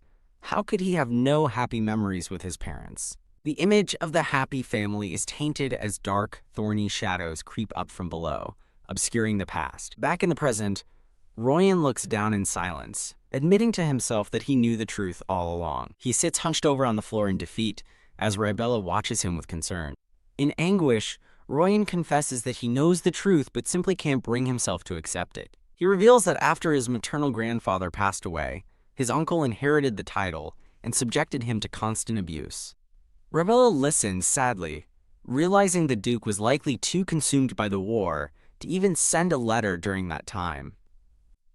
A bright memory of a young, joyful Princess Alina holding someone's hands flashes through the narrative. Royan finishes his story, explaining that he was eventually sent back to the Vitravari estate, as Ribella listens intently. Ribella silently scolds herself for being foolish, but Royan's voice cuts through her thoughts, telling her that no one is as smart or strong as she is. Stunned, she looks up as he points out that she hasn't even had a full year of training to be a successor, yet has accomplished so much. Ribella praises Royan's accomplishments, from memorizing history to his impressive swordsmanship, presenting him with a stack of colorful stones. Royan clenches his fist, remaining silent and looking down with a somber expression. He asks how she knows such things, and Ribella thinks to herself that his cranky, cat-like demeanor reminds her of Calix. Clenching her fists with resolve, she begins to tell him about a friend who experienced similar pain. She describes a lost boy on a difficult journey to find happiness, as a memory of Calix with a satchel appears. Sitting on the stairs above him, Ribella confidently tells Royan that she is quite good at reading people. Moved by her words, Royan begins to cry as she makes him a promise. Ribella pulls him into a comforting embrace, reassuring him that he has done so well. From a slightly ajar doorway, a young man with brown hair peeks in, observing the tender moment. The young man, Emil, concludes that Ribella has sided with the Vitravari family and turns away to report this to His Majesty. In a dark chamber, the Emperor listens to a report while gazing into a glowing orb reflecting a red-cloaked figure. On a sunny Tuesday at the training center, a cheerful Ribella, now in a yellow dress, walks alongside Charlotte. Ribella invites someone to dinner as Royan wipes his face nearby, while Emil stands behind him holding several bags. Royan accepts the dinner invitation, causing a startled Emil to flinch in surprise. Royan gently reminds Emil to be more polite, which Emil quietly accepts as Ribella watches them. Ribella beams with a bright, satisfied smile. A narrator explains that Royan ultimately chose to stay, showing him leaning against a training dummy. Walking with Royan, Ribella feels relieved that things have worked out for now, as he plans to devote himself to his goals. She worries, however, that her own relationship with the Duke has worsened, picturing an empty friendship meter between them. Full of determination, Ribella celebrates that Royan has opened up to her, just as he tells her to hurry inside. A beautifully prepared meal of salmon salad and a fruit tart is presented, eliciting an exclamation of delight. As they sit down to eat, Charlotte serves Ribella her favorite salmon salad. Ribella looks up, pleasantly surprised by the thoughtful meal. She seizes the opportunity and asks Royan when he plans to tell her about the princess. Ribella internally celebrates that the difficult cat finally initiated a conversation, recalling her promise as Royan admits he's getting tired. Royan suddenly slams his hands on the table in anger, demanding to know who could have done something so stupid. In a whimsical fantasy, a cat-eared Ribella calms down a blushing, cat-eared Royan, reassuring him that she handled the situation. Back to reality, Royan explains this is how he managed to help the princess, and Ribella quietly congratulates him. As Ribella eats, Royan recalls how worried the princess was while writing a letter, making him nervous just watching her. Ribella feels a sudden sense of confusion as Royan comments on her complexion, which reminds her she forgot to change the water in a vase. Royan notices her distress and looks on with concern, asking her to wait a moment. Suddenly feeling ill, Ribella hunches over against a door as Royan rushes to her side, asking what's wrong. In a horrifying flash of realization, she understands the salad contained a Todoria leaf, a memory of a young Princess Elena appearing before her. The world seems to fracture around her as a mirror shatters, reflecting her panicked expression. Coughing violently, Rebella covers her mouth and wonders how the poisonous Todoria leaf could have ended up in her food. Staring at her bloodied palm, she realizes it was no coincidence, and that the leaf's effect, combined with the Duke's poison, is causing her to cough up blood. She concludes it's a warning from the Emperor, admitting she'd been leaning towards the Vitravari family, and now wonders who planted the leaf. Her expression hardens with grim determination as she glares towards the door. Suspecting Emil is the Emperor's agent, Rebella decides to take an antidote later, but is interrupted when someone calls out to her. Recognizing the voice, Rebella turns from the table, her thoughts identifying the person as Charlotte. A horrified Charlotte stands in the doorway, her hand to her mouth as she asks, "What on earth has happened?" Thinking quickly, Rebella hides her hand and concocts a lie about biting her tongue, desperate to conceal the poisoning from Charlotte. She forces a smile, wiping her hand on a cloth and insisting that it's not a big deal. Internally, she acknowledges her poor excuse, but knows she can't let anyone discover she was poisoned after receiving the Emperor's warning. Understanding the need for secrecy, Charlotte offers to get the medicine for her under her own name, and Rebella gratefully accepts. Clutching her chest in pain, Rebella realizes she must take the suppressant quickly. Her attention is drawn to a sealed envelope that has been left on her desk. She recognizes the wax seal with a jolt of shock and rushes over to it. Holding the letter, she reads a chilling message noting her name, Felicity, and mentioning Duke Cassius's growing fondness for her. As she continues to read, the letter comments on her natural talent for winning people over. A large gloved hand looms over a small seated Rebella, as a voice reminds her not to forget her duty. In a grand hall, Rebella is commanded to bring proof of Vicerovari's treason within 10 days. The order specifies it doesn't matter if she finds or fabricates the proof, causing her to drop the document in shock. Overwhelmed by thorny vines of despair, Rebella feels this time is different and wonders what she is supposed to do. Her thoughts spiral as she panics, realizing she's been ordered to find proof of a rebellion she isn't even sure is real. She resolves that she must hand something over to survive, but lacking time or evidence, considers asking the Duke for help. The scene focuses on the back of Duke Vitravari, clad in his formal decorated military coat. Rebella watches him from the side, her expression filled with worry and apprehension. She fears that protecting her will only hasten the Duke's downfall, just as a voice off-screen announces they've brought ointment. Someone calls out to her, but Rebella clutches her chest in sudden pain, thinking only of how to stay alive. Unable to think straight, she collapses as her maid, Charlotte, rushes toward her in a panic. Charlotte's eyes are wide with shock and terror at what she is witnessing. She cries out, "My lady," as Rebella falls to the ground. The scene transitions to the chapter title card, marking the beginning of chapter 35. Duke Vitravari stands with a grim expression, announcing that Rebella has been afflicted with a deadly poison. At Rebella's bedside, a female physician explains to the Duke that while she received emergency treatment, the poison has spread from long-term exposure. The physician reveals that this specific poison can only be identified using divine power, which startles the Duke. Confirming his suspicion, the Duke realizes the meaning behind two stained napkins on a nearby tray. He clutches his head, overcome with distress and frustration at the revelation. The physician states that complete recovery is impossible without an antidote, and that it's a mystery how she's even alive. Her eyes widening in realization, the physician asks the Duke if Rebella has been taking a suppressant made with divine power.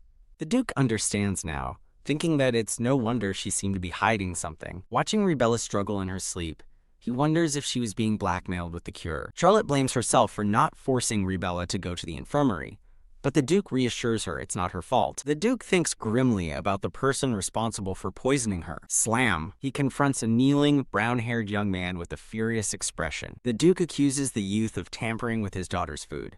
The boy stammers a denial before claiming she was bothering Lord Royan. Royan suddenly appears with a drawn sword, shouting, "Silence!" As a brown-haired youth with glasses watches, Royan accuses his father of tampering with evidence and attempting to smear his sister's name. The brown-haired youth with glasses looks on with disgust, thinking his father was a fool to trust scum like you.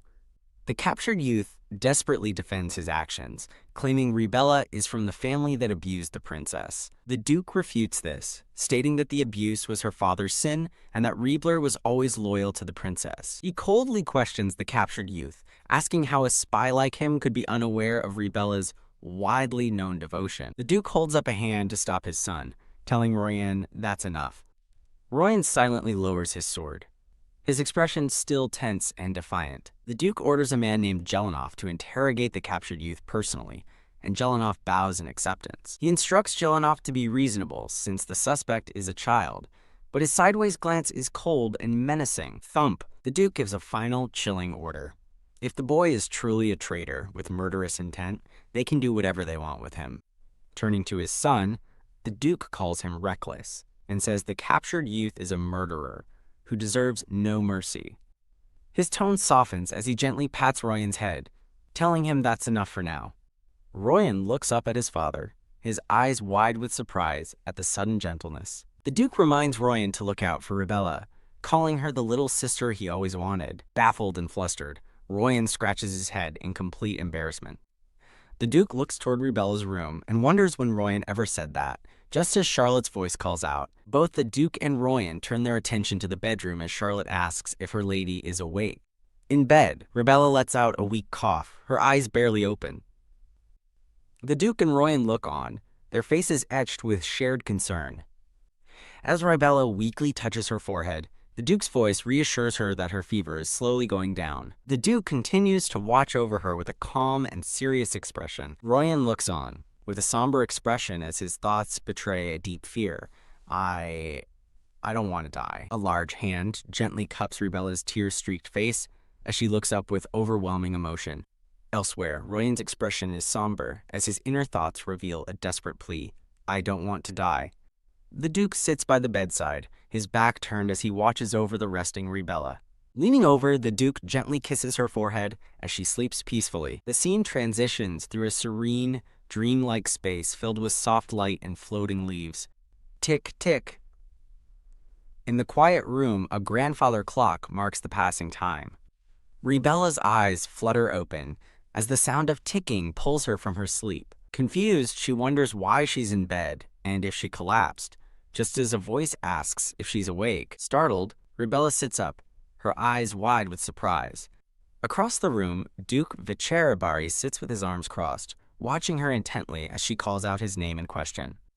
She asks why he is there so late, and he explains that the poison caused serious damage to her body. The Duke sits on her bed, asking if there is something she needs to tell him. Rebella realizes her secret is out, and concludes that whether she followed the Emperor or defied him, she was destined to be silenced anyway.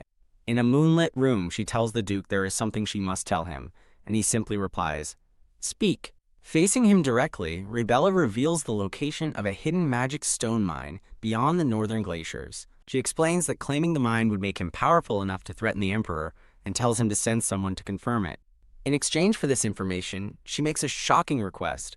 Would he be willing to fake her death? She continues, asking him to take her somewhere far away from the Emperor's reach, perhaps to a place with a beautiful sea. The Duke sighs, realizing Emperor Liam must have resorted to threats against her. He changes his line of questioning, asking why she never came to him for help. As he wipes a tear from her eye, Rebella admits she didn't ask for help, because defying the Emperor would have meant her death. With a jolt, the Duke rises from his seat, remarking that she's more timid than he thought. He tells her that, at this point, abandoning anyone won't improve their chances of survival.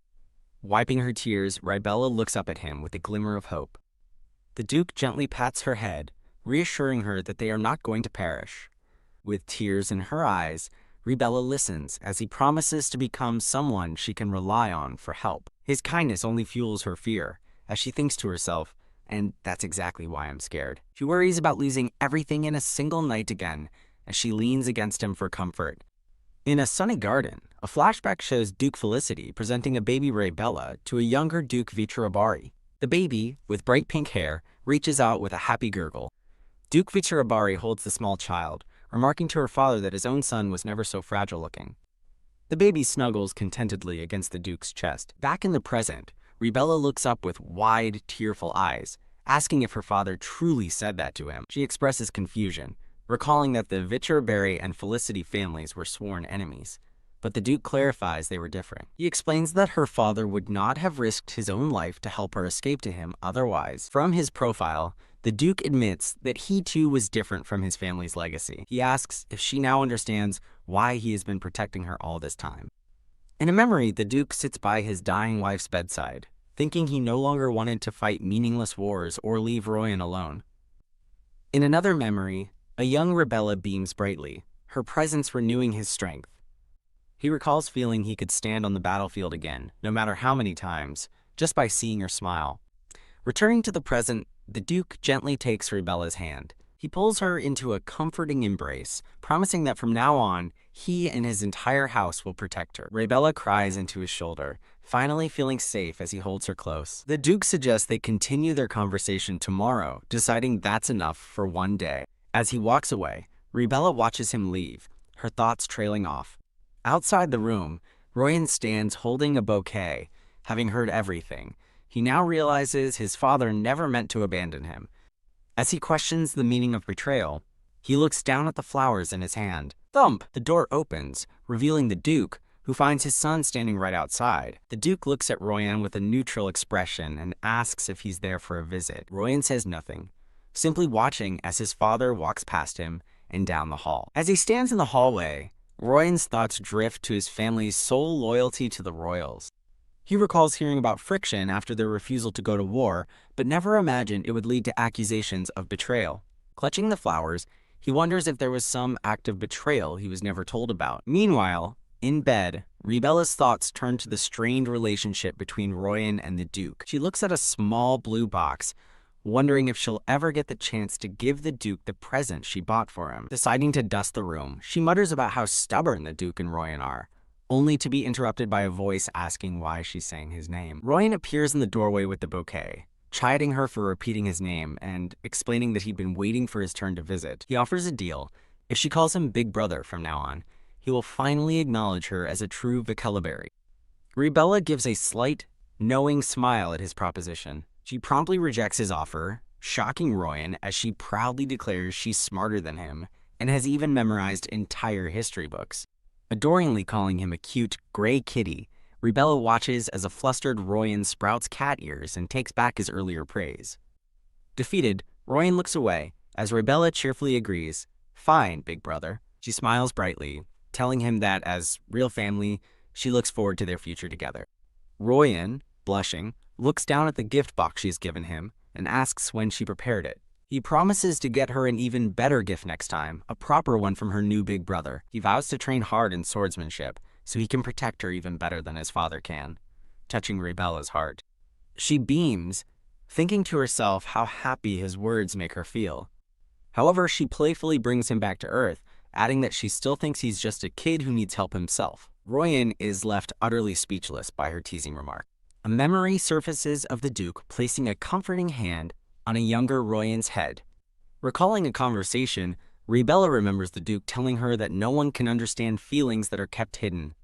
She remembers him opening her gift box and advising her to always speak her mind in the moment. In the present, Royan gazes at the beautiful amethyst brooch from the box.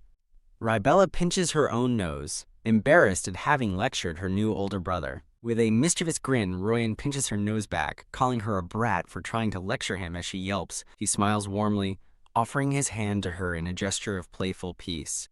Looking back at her, he lets out an exasperated but fond, "Seriously." Rebella pouts, reminding him that he's only 3 years older than her and that calling her a brat is rude. The scene transitions to the ornate doors of the Duke's office. Royan now stands before his father's desk, where the Duke asks what he has come for. With a determined look, Royan states that there is something he needs to ask. He looks his father in the eye and asks a heavy question. Who was it that poisoned and killed his mother? The Duke questions the timing, but Royan insists he must know, feeling responsible for not being able to protect her because he never sought the truth. Royan declares he's done running from reality, but the Duke warns him to keep running if he values his dreams before revealing the poison that struck Rebella as connected. Royan connects the dots, asking with dread if the poison used on Rebella is the same one that led to his mother's death. Pained, the Duke expresses surprise that Royan heard so much, as his son vows to face the truth no matter what. The Duke rises with resolve, promising to act so that all of Rybella's efforts on their behalf will not be in vain. Royan looks down at the brooch Rybella gave him, his resolve hardening. The amethyst brooch sparkles brilliantly, a symbol of their new bond. In a brief memory, Charlotte frantically insists she cannot answer a question from a confused Duke. Royan stands alone in a sunlit hall, his expression one of quiet determination. Holding the brooch, the Duke grimly agrees to tell his son the truth. A chilling image of a blood-stained hand on the floor appears as the Duke begins to reveal who took his wife's life. In a flashback, a blond man in a uniform stands with a bloody sword over a fallen victim. The blond man, wearing a mask, looks on in profile and questions if a Felicity is still alive. The masked blond man and a brown-haired companion, both cloaked, express their irritation that Duke Cassius's son is getting along with the Felicity brat. The masked man steps forward, declaring that this is a development he cannot ignore. Seated on a throne, the Emperor issues a chilling order to his subordinate, telling him to go and take Felicity's head. His red eyes gleam with cold authority as he commands it be done, no matter what. The two cloaked figures kneel before the throne, pledging their absolute obedience. "Yes, Your Majesty." A young man with blonde hair and blue eyes, wearing an ornate dark blue cloak, sits with a look of grim resolve. The scene shifts to a magnificent, sunlit mansion, with a hint of conversation beginning. In a bright room, a young man with white hair and purple eyes looks up in surprise while holding a spoonful of food. The white-haired young man tries to feed a bedridden Rybella, calling her Rebler, as she dazedly wonders what is happening. Rybella tells him this is too much, but he insists, explaining it's his way of showing gratitude and remorse. He awkwardly apologizes for cutting her ear, and she internally agrees that he went too far.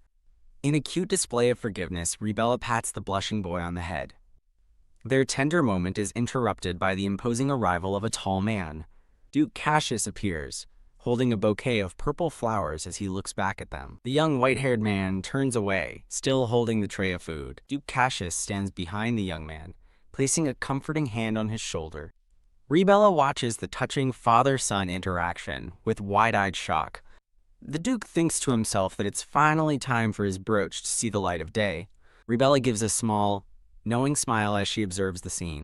A question hangs in the air, asking if the Emperor was the one who led to the boy's mother's death. Duke Cassius turns to Rybella, telling her that he has an idea of what she's thinking. Rybella looks back at him with a confident, understanding smile. The Duke tells his son that he is lucky to have a younger sister. A celebration seems to be underway, as a smiling Duke Cassius is surrounded by a happy household staff holding presents. Rybella is flustered and overjoyed as the staff welcome her to the family. She is showered with gifts, including a large stuffed rabbit, and happily thanks everyone. A figure with long blonde hair, wearing a dark cloak, is seen from behind. Overjoyed, Rybella hugs the pink rabbit, whispering how happy she is. The figure is revealed to be an emotional and happy Charlotte. Rybella is stunned to learn that the tough Charlotte is actually a knight. Charlotte declares her intention to protect Rybella as both her knight and maid. In a formal gesture, Charlotte kneels before Rybella and asks her to accept her oath of knighthood. With a warm, happy smile, Rybella accepts her new knight's vow. Two hands reach out, symbolizing a new bond being formed. The scene pans over the beautiful estate as a thought declares how wonderful everything is. The lush gardens and grand architecture of the ducal estate are showcased in the bright sunlight. Later, Rybella observes a major staff change, realizing she doesn't recognize any of the new servants. She recalls spending the last 3 days constantly greeting the new staff members who bow to her as their lady. With a clatter, a carriage pulls away from the estate. Watching from her window, Rybella thinks to herself that, while it's a shame, the person leaving had it coming. The scene shifts to a dark chamber, where a young man in a uniform draws his sword, shocked to identify his opponent. A cloaked man sitting on a crate, identified as the Marquis de Pueblo, looks up in surprise. An unseen person taunts the uniformed young man about being abandoned by the Emperor, which he furiously denies. His face contorted with rage, the young man thinks, "How dare you?" as he glares down at the Marquis. A white-haired duke appears, angrily accusing the Marquis of feeding his daughter a wretched, poisonous weed. The terrified Marquis is ordered to be taken away, as the Duke vows he will pay for his children's suffering. A shackled hand lies on a bloody floor, as the narration reveals no confession about the Emperor was obtained. Back in the present, Duke Cassius sits calmly, explaining it wasn't that he particularly liked purple flowers. He clarifies to Ribella and Charlotte that he was using them because he didn't want the Emperor to know something. The Duke looks down wistfully, thinking of how hard she was fighting all by herself. Ribella expresses her concern that the 10-day grace period from the letter has passed, and the Emperor has been worryingly quiet. A hand places a teacup before her, as a voice reassures her there's nothing to worry about. Ribella sits opposite the Duke, her expression still full of concern. The Duke sips his tea and advises her to focus on detoxing and recovering if she is truly worried. The perspective shifts outside to a young blonde man with his arm in a sling, as a thought notes there are two people in particular to be aware of. A cloaked, dark-haired mercenary is called out to as a voice notes that people are eagerly waiting for news. A messenger in a cloak rushes towards the mercenary, announcing that a letter has arrived for him. The letter is revealed to be sealed with a purple rose wax seal and addressed to Rubindice. The now red-eyed mercenary identifies the letter as being from the Duke Vigeveri's estate. The scene shifts to a surprised Ribella, who wonders about the identity of her unexpected visitor. Her visitor is revealed to be a happily smiling Lord Eden, his arm still in a sling as he greets her. Ribella questions his sudden appearance and injuries while her escorts observe, as he vaguely explains he just ended up this way. Lord Eden gives a charmingly evasive smile in response to her questions. In a stone corridor, Duke Cassius and another official begin a private discussion. The dark-haired official explains that Lord Eden, despite being on the Emperor's side, took down the elite assassination squad and then surrendered with their heads. Duke Cassius eyes the injured young lord with suspicion, demanding to know what he is scheming. Lord Eden explains he was teaching a lesson in knightly honor, as the dark-haired official recalls that Ribella once saved his life. When Duke Cassius asks if he knows his daughter, Lord Eden states he came to repay the life-saving debt he owes her. A pensive Ribella processes the stunning news. He turned the Emperor's personal assassins over to the Duke. He bashfully downplays his actions as slightly embellished, but Ribella realizes this is the resolution the Duke had mentioned. A flustered Ribella scolds him for being so reckless, pleading with him to be more careful in the future. He gently tells her that, despite her worrying, he is glad to see that she seems so happy. Lounging comfortably, Lord Eden remarks that rumors are false, as he finds the ducal estate to be a surprisingly peaceful and gentle place. Ribella listens to him with a thoughtful and serious expression. A gentle smile spreads across her face as she reflects on how truly fortunate she feels. She suggests that if he stayed at the estate, his days would surely be filled with smiles. With a bright, welcoming smile, she extends a hand toward him in a gesture of invitation. Lord Eden returns her gesture with a warm and gentle smile of his own. The scene pans across the magnificent and sunlit facade of the ducal estate. A chapter card marks a transition in the story. Later that night, a voice expresses deep happiness at seeing a familiar face after being surrounded by strangers. Wrapped snugly in a blue blanket, Ribella begins to ask a question. She asks Royan, who he thinks is still eagerly waiting to hear from her, but he grumbles about her late-night visit. Pleading for his help because the Duke is being secretive, she's met with his retort, asking if it's really that hard to figure out. He gives her a clue, telling her to think of someone she was once close with, like the recently arrived knight. Memory of a smiling, dark-haired boy surfaces as she realizes, with a jolt, who he might mean. She admits that if it's them, she can't be happy about it, prompting Royan to ask why not. She explains that the person she's thinking of is away at war and in a position where they cannot simply leave. Royan thoughtfully mulls over her words, repeating her description of the one off at war. He correctly identifies her friend as the one who left to find happiness, leaving Ribella stunned that he knows. Royan astutely observes that this friend must care about her a great deal. A blushing Ribella is flustered by his comment, and he teases that her reaction proves the friend is a boy. He smiles knowingly, telling her he understands because he's been in a similar situation himself. A brief, happy memory of Princess Alina holding his hand surfaces in his thoughts. He acknowledges the heavy burden she carries, having to deal with both the princess and the emperor. He reassures her that it's not the worst-case scenario, as his father excels on the battlefield and tells her not to worry. Blushing slightly, He encourages her to set aside her worries and write to the princess as she normally would. He then reveals his sharp observation, noting that he saw clear signs of a burned letter in her campfire. Looking troubled, he confesses that he was the one who burned a letter, one he had intended to send but couldn't. He clarifies that he doesn't resent her for her family name, nor does he blame the princess for the emperor's crimes. He recounts the emperor's cruelty, driving his mother to her death, separating his family, and forcing her into the painful role of a poison taster. He asks rhetorically how he could ever casually send a letter to the princess given everything her father has done. Touched by his confession, Rebella realizes she never understood how deeply he had been struggling with these feelings. As Royan sits with a heavy heart, she thinks to herself that just knowing he cares is more than enough for her. With her hand gently on his chin, Rebella suggests they make a pressed flower bookmark to send along with his letter. From an unseen location, Royan's voice is heard simply saying, "Thank you, Rebella." As crumpled papers litter the floor, his voice echoes with a sincere, "Truly, thank you." Elsewhere, a dark, blue-haired woman reports to a trembling Princess Alina that Rebella is spending every day with Royan. Princess Alina clenches a cloth in anger, questioning if they're acting like real siblings, and noting the many letters she's been receiving lately.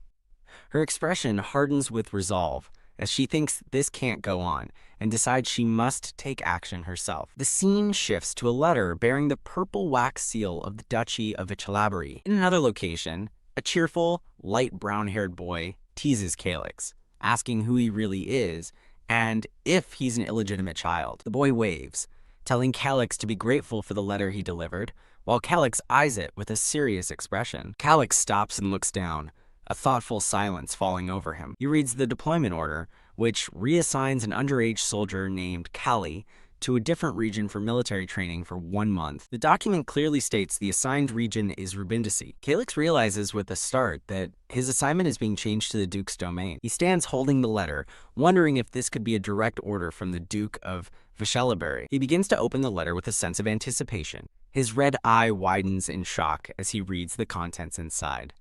Overcome with emotion, Calix blushes and presses the precious letter to his chest. Meanwhile, far away, Rebella stands on a sunlit balcony, looking out thoughtfully. Lost in thought, she rests her chin on her hand, her expression pensive.